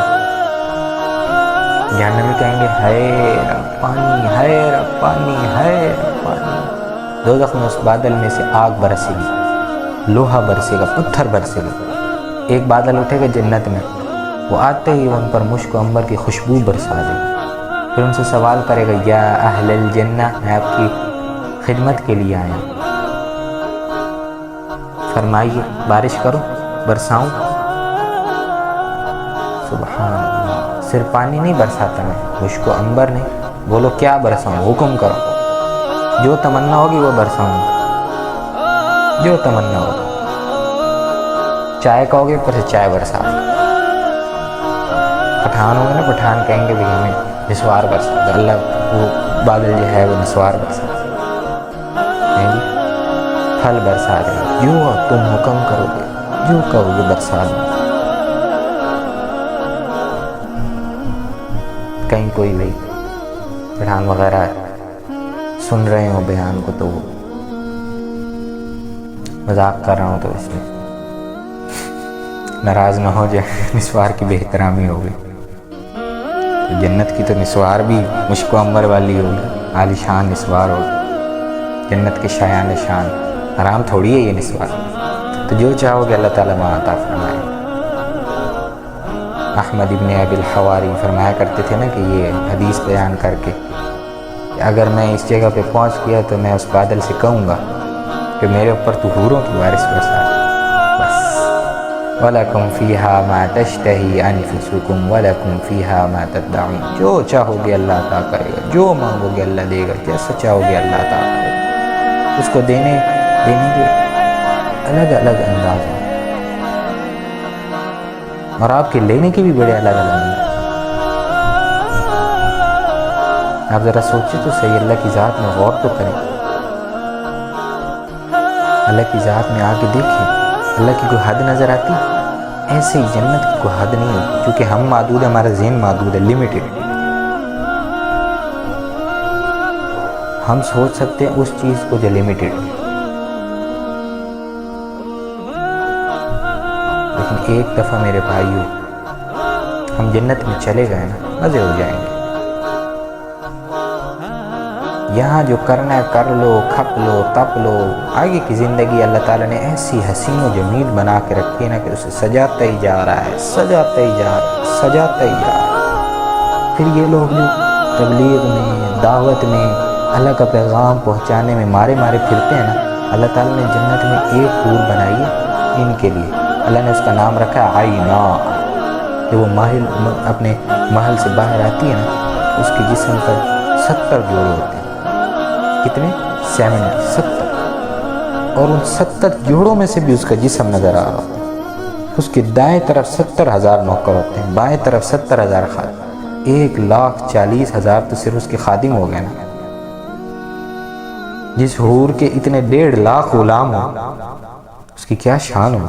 اور جب وہ باہر نکلتی تو وہ اعلان کرتی ہے اَيْنَ الْآمِرُونَ بِالْمَعْرُوفِ وَالنَّاهُونَ عَنِ الْمُنْكَرِ۔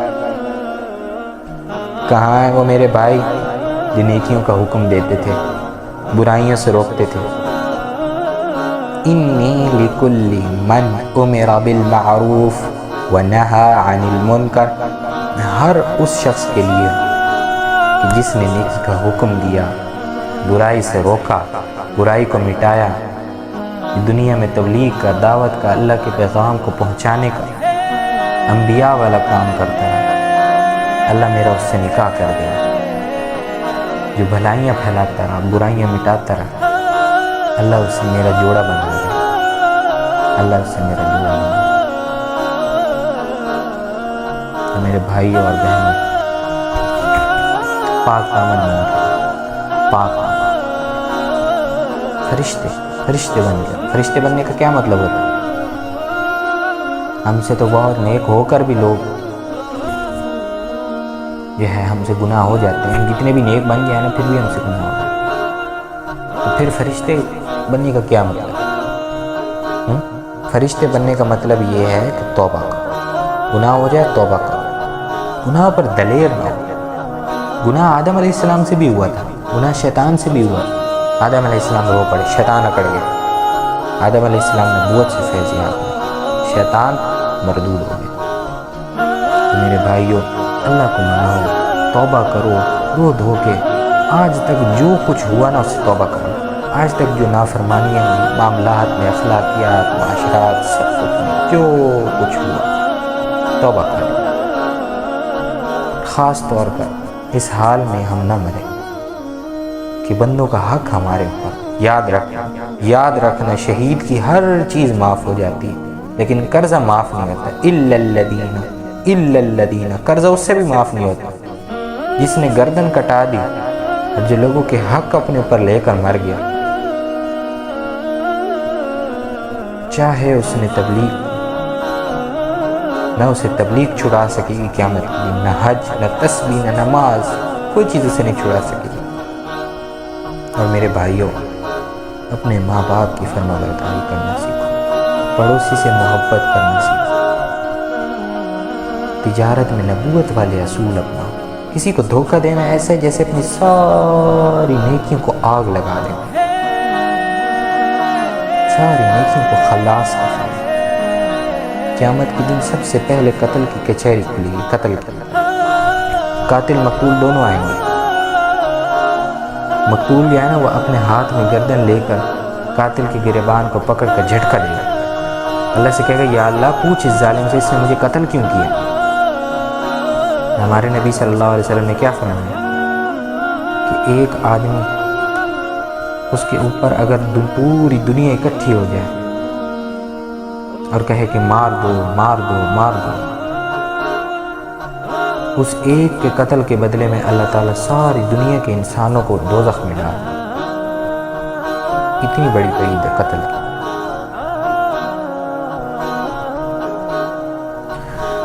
تو میرے بھائیو، مسلمان کا حق لے کر کوئی نہ مرے۔ ایک بالشت زمین دبا کر بھی جو مر گیا نا، تو 7 زمینوں کا توق بنا کر اس کے گلے میں قیامت کے دن ڈال دیا۔ کسی کی امانت کھا کر کوئی مر گیا، بیچارہ جو پیچھے تھا نا، وہ بیچارہ روتا رہ گیا، پیٹتا رہ گیا، یہ اپنی جو طاقت سے ہڑپ کر گیا۔ قیامت کے دن جب ہوگا اللہ تعالیٰ کے دربار میں، جب وہ آئے گا تو کہے گا یا اللہ میری امانت اس سے لے کر دے۔ اللہ کہے گا اس کی امانت دے، کہے گا میرے پاس تو کچھ ہے ہی نہیں، وہاں تو کچھ نہیں ہوگا نا۔ تو اللہ تعالیٰ کہے گا پڑی ہوئی ہے، میں نے رکھی۔ وہ کہے گا کہاں؟ اللہ تعالیٰ کہے گا ہاویہ میں، دوزخ کے آخری درجے میں پڑی، جا کے اٹھا کے آ۔ فرشتے اس کو لے کر جائیں گے، دھکا دیں گے، وہ گرتا ہوا جہنم سے گزرے گا، پھر حطمہ سے لظہ سعیر سقر جحیم۔ اور جب ہاویہ میں پہنچے گا نا، تو ہاویہ میں منافقین جلائے جائیں گے۔ ہاویہ کی آگ دوزخ کی آگ میں سب سے زیادہ خطرناک، سب سے ہلکی آگ جہنم میں، جہاں مسلمان جائیں گے، گناہ گار نافرمان مسلمان جو کبیرہ گناہ کرتے کرتے مر گئے، توبہ نہ، وہ اس میں جلائے جائیں گے۔ اور اس کے نیچے حطمہ، اس میں عیسائی ہوں گے، اس کے نیچے لظہ، اس میں یہودی، پھر سعیر، اس میں مجوسی، پھر سقر، اس میں صابی ہوں گے، پھر جحیم، اس میں مشرکین عرب ہوں گے، پھر ہاویہ، اس میں منافقین ہوں گے۔ امانت ہڑپ کرنے والا جو مسلمان ہے وہ بھی ہاویہ میں جائے۔ امانت کو اٹھائے گا، زمین تو ہے، کپڑا ہے، پیسہ ہے، جو بھی ہے، کوئی جو چیز اس نے اس کے پاس امانت رکھی، بکری گائے جو بھی اس کے پاس، اٹھائے گا اور کندھے پہ رکھے گا۔ پھر یہ ساری دوزخ پار کرتا ہوا اللہ اللہ جب جہنم کے کنارے پہ آئے گا تو اللہ تعالیٰ اس کا قدم پھر پھسلائیں گے، پھر نیچے، پھر گرتا ہوا ہاویہ میں، پھر امانت کو اٹھائے گا، پھر چڑھنا شروع کرے گا، پھر اوپر آئے گا، اللہ تعالیٰ اس کو پھر نیچے گرا دے۔ اللہ تعالیٰ ایسا کرتا رہے گا، جیسی وہ چاہے اللہ تعالیٰ پھر اس کو پھسلائے۔ کیا چسکا آیا بندے کو، کیا فائدہ ہوا، کیا مزہ آیا کسی کے چند ٹکے ہضم کرنے کا۔ مسلمان کا کوئی حق لے کر کوئی بندہ مر جائے، کیا فائدہ ہو گیا؟ آگے تو بربادی ہو جاتی۔ بھائیو، ہلاکت اور بربادی اور تباہی کسی کے کھا کر، کسی کا حق کھا کر مر جانا۔ ہمارے یہاں یہ بڑی وبا پھیلی ہوئی، کسی کا حق کھا کے مر جانا۔ تو اللہ کے واسطے میرے بھائیو، اپنے آپ کو لوگوں کا حق کھانے سے بچاؤ، پرایا مال کھانے سے اپنے آپ کو بچاؤ۔ مظلوم اگر کافر بھی ہوگا نا تو اللہ اس کو بھی آپ کے مقابلے میں کھڑا کرے گا اور آپ کو پکڑوائے گا قیامت میں۔ ہمارے تو چاروں طرف مسلمان ہی مسلمان، ہم تو مسلمانوں پہ زیادتی کر رہے ہیں، گالی ہم دیتے ہیں مسلمان کو، جھوٹ بولتے ہیں مسلمان سے، غلط تولتے ہیں مسلمان سے، غلط بتاتے ہیں مسلمان کو۔ ہم تو برباد ہو گئے۔ ہمارے دعوے دار قیامت کے دن مسلمان ہوں گے جو ہمارے پر دعویٰ کر رہے ہیں، مسلمان ہمارے سامنے ہیں۔ علامہ قرطبی رحمہ اللہ علیہ نے ایک واقعہ لکھا ہے نا کہ ایک دکاندار صبح صبح آیا اور اپنی دکان کی جو تکڑی ہے نا اس کو توڑ دی، اور اسی دکاندار نے پوچھا بھی یہ تم نے کیوں توڑی؟ اس نے کہا کہ بھی ہمارا آج پڑوسی مر رہا تھا، ہم نے کہا لا الہ الا اللہ لا الہ الا اللہ کلمہ پڑھ لیں۔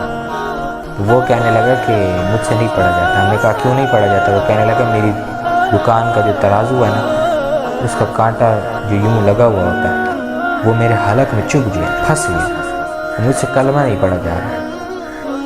ایک دکاندار جب غلط تولتا ہے نا وہ کہتا ہے کہ میں نے 100 روپے کما لیے، 10 روپے بچا لیے، 50 روپے بچا لیے، مرتے ہوئے اس کا یہ حال تھا کہ کلمہ نصیب نہیں ہوا۔ کیا ملا اس کو؟ حق کھا کے۔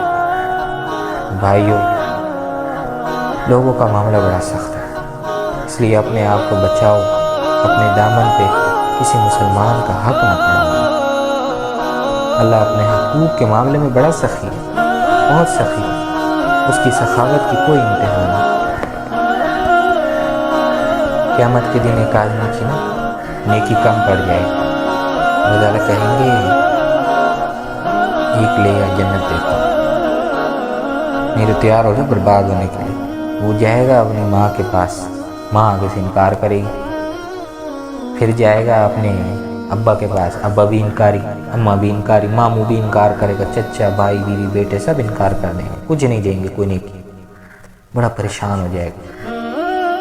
ایک آدمی سے ملے گا، وہ کہے گا بھائی کیوں پریشان ہو؟ کہے گا میں مر گیا، ایک نیکی سے مار کھا گیا، ایک گھٹ گئی، ایک۔ اللہ، اس لیے میں تو یہی کہوں گا کہ ایک ایک سنت کی قدر کرو۔ یہ شیطان نے چکر چلایا ہوا کہ سنت کی کوئی بات نہیں، کرو تو ثواب، نہ کرو تو گناہ کوئی نہیں۔ اللہ کے نبی کی ایک ایک سنت کی قدر کرنا چاہیے۔ میرے بھائی اور بہنوں، محمدی نظر آؤ، محمدی۔ تو وہ آدمی جو ہوگا نا جس سے اللہ تعالیٰ نے مطالبہ کے لیے ایک نیکی لے آؤ، میں تمہیں جنت میں ڈالوں گا، نہیں ہے برباد ہونے کے لیے تیار ہو، وہ کہے گا مر گیا بھائی، مر گیا، نیکی نہیں مل رہی۔ تو وہ آدمی کہے گا چل مبارک ہو، تیرا کام ہو گیا۔ وہ کہے گا وہ کیسے؟ وہ کہے گا میرے پاس ہے ایک ہی نیکی ہے، میرے کس کام کی، میرے لیے تو ویسی دوزخ ہے، ایک ہی نیکی ہے میری۔ تو وہ خوش خوش آئے گا، کہے گا یا اللہ میرا کام بن گیا۔ تو اللہ پاک پوچھیں گے کیسے بن گیا؟ تو وہ کہے گا کہ ایک آدمی نے مجھ سے وعدہ کیا ہے کہ میں اپنی نیکی تمہیں دیتا، اپنا حق تمہیں دیتا۔ اللہ تعالیٰ کہیں گے اس کو بھی بلاؤ۔ وہ آئے گا تو اللہ پوچھے گا کیوں بھائی تو اپنی نیکی کیوں دے رہا ہے؟ آج تو کوئی کچھ نہیں دے رہا۔ کہے گا یا اللہ میری تو ایک ہی نیکی ہے، ورنہ میں نے ویسی جہنم میں جانا ہے، دوزخ میں جانا ہے، تو نہ ہو یہ نیکی تب بھی میں نے جہنم میں جانا ہے، ہو تب بھی میں نے جہنم میں جانا ہے، تو پھر یہ تیرے بندے کا ہی بھلا ہو جائے گا تو میں اس کو دے دیتا۔ اللہ تعالیٰ فرمائیں گے اچھا تو آج کے دن مجھ سے بھی بڑا سخی بننا چاہتا ہے؟ میرے سے بڑا سخی آج کے دن کوئی نہیں ہو سکتا، چل تو بھی جنت میں جائے اس کے ساتھ۔ تو اس لیے میرے بھائیوں، اللہ اور اس کے رسول صلی اللہ علیہ وسلم کو راضی کرنا اپنا کام بناؤ، اس کو لے کر پھرو پھراؤ۔ تو میرے بھائیوں، اپنی عورتوں کو دین کی دعوت پہنچانا سکھاؤ، اپنی مسجدوں کو 24 گھنٹے آباد کرو بھائیوں۔ اللہ ناراض ہو چکا ہے، دیکھتے نہیں ہو کہ بارشیں بند ہیں، ابھی ٹھنڈی فضائیں تھی، کیسی گرمی کی لو چلنے لگی ہے۔ اللہ تعالیٰ بتا رہا ہے کہ میں ناراض ہوں، مجھے منا لو، مجھے منا لو، مجھے خوش کر لو۔ منانا مشکل بھی نہیں ہے، اللہ کو منانا بہت آسان ہے، ماں کو منانا بڑا مشکل ہوتا ہے، اللہ کو منانا بڑا آسان ہوتا ہے۔ ماں کی تو ایک دفعہ گستاخی کرو تو معاف کر دے، دوبارہ گستاخی کرو تو زیادہ منت کرائے گی، تیسری دفعہ گستاخی کرو کہے گی زیادہ دفعہ ہو، میں معاف ہی نہیں کرتا۔ اور اللہ کی ہر دفعہ نافرمانی کرو، اللہ کہے گا اللہ سے تم کہو یا اللہ معاف کر دے، اللہ 1000 دفعہ معاف کر دے۔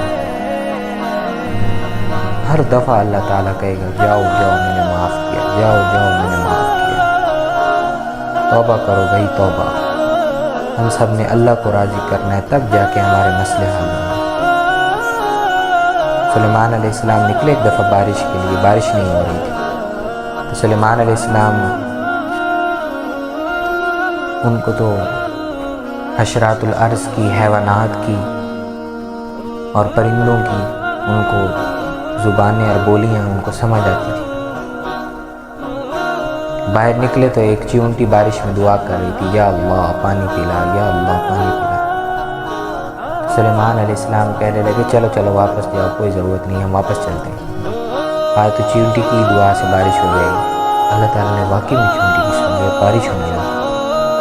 ہم تو اتنے نافرمان ہو گئے تو جانوروں کی بھی نہیں سنی جاتی، اتنا اللہ تعالیٰ کو ہم نے ناراض کیا۔ لیکن مسئلہ پھر بھی بڑا آسان ہے، بس ایک دفعہ کہو یا اللہ میری توبہ، اللہ کہے گا جاؤ میں نے معاف، جاؤ میں نے معاف کر دیا۔ بنی اسرائیل کے دور میں بارش نہیں ہو رہی تھی، موسیٰ علیہ السلام نے 70,000 آدمیوں کو لے کر نماز پڑھی، دعا مانگی، دھوپ اور تیز ہوگی۔ موسیٰ علیہ السلام نے کہا یا اللہ بارش مانگی، دھوپ تیز ہوگی۔ اللہ تعالیٰ نے کہا تمہاری جماعت میں ایک ایسا بندہ موجود ہے جس کی نافرمانی ایسی ہے کہ جب تک یہ اندر رہے گا نا تمہاری جماعت میں بارش نہیں ہونے والی۔ جب ایک آدمی ایسا تھا، ایک آدمی جماعت، بارش شروع کی، اور ہمارے اندر تو ایسے آدمی کی اکثریت ہے. اب کیا ہوگا؟ موسیٰ علیہ السلام نے کہا نکل جاؤ اس آدمی کو.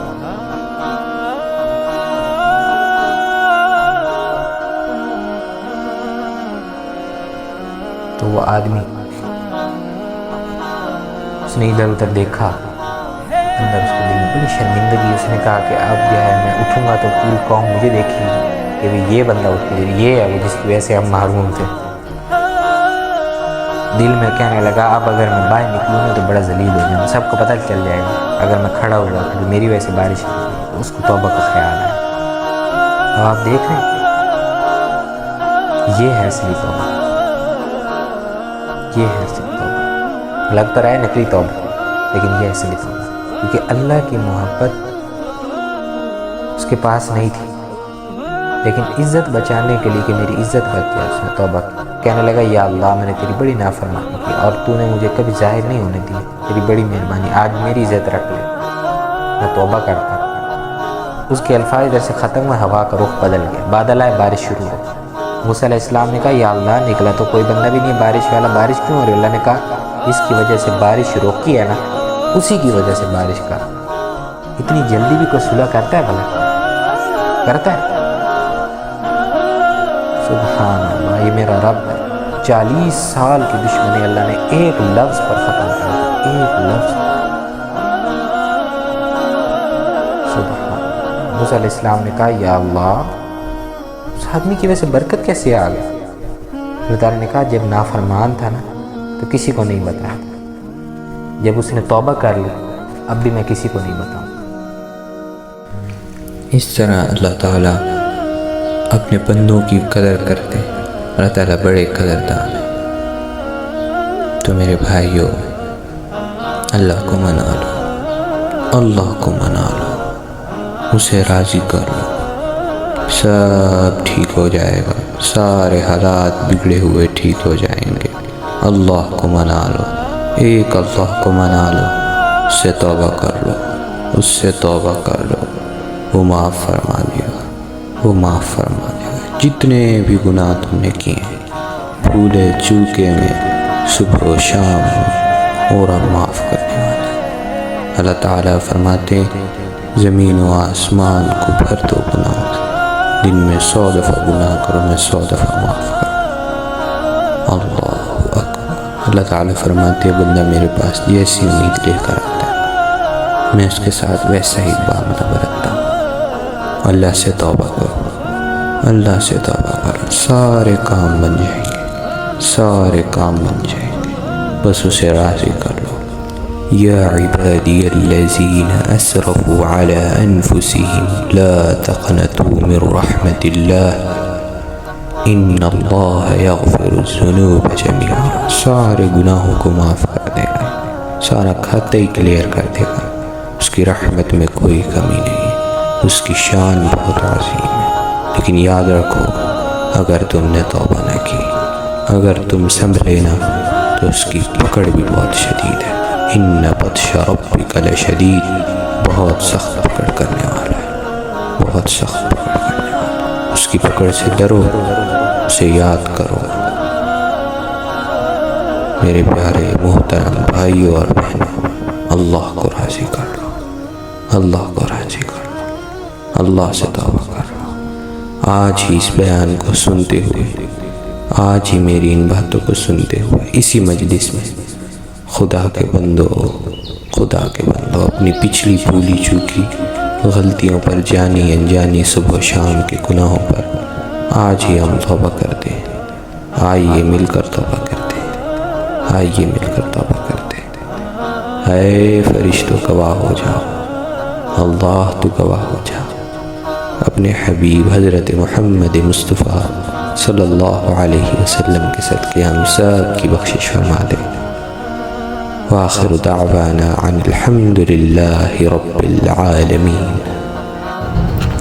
ہماری ویڈیو کو لائک کیجئے، شیئر کیجئے اور کمنٹ کرنا ہرگز نہ بھولیے. ہمارے مزید بیانات کے لیے ہمارے چینل لیٹس گین جنہ کو سبسکرائب کیجئے.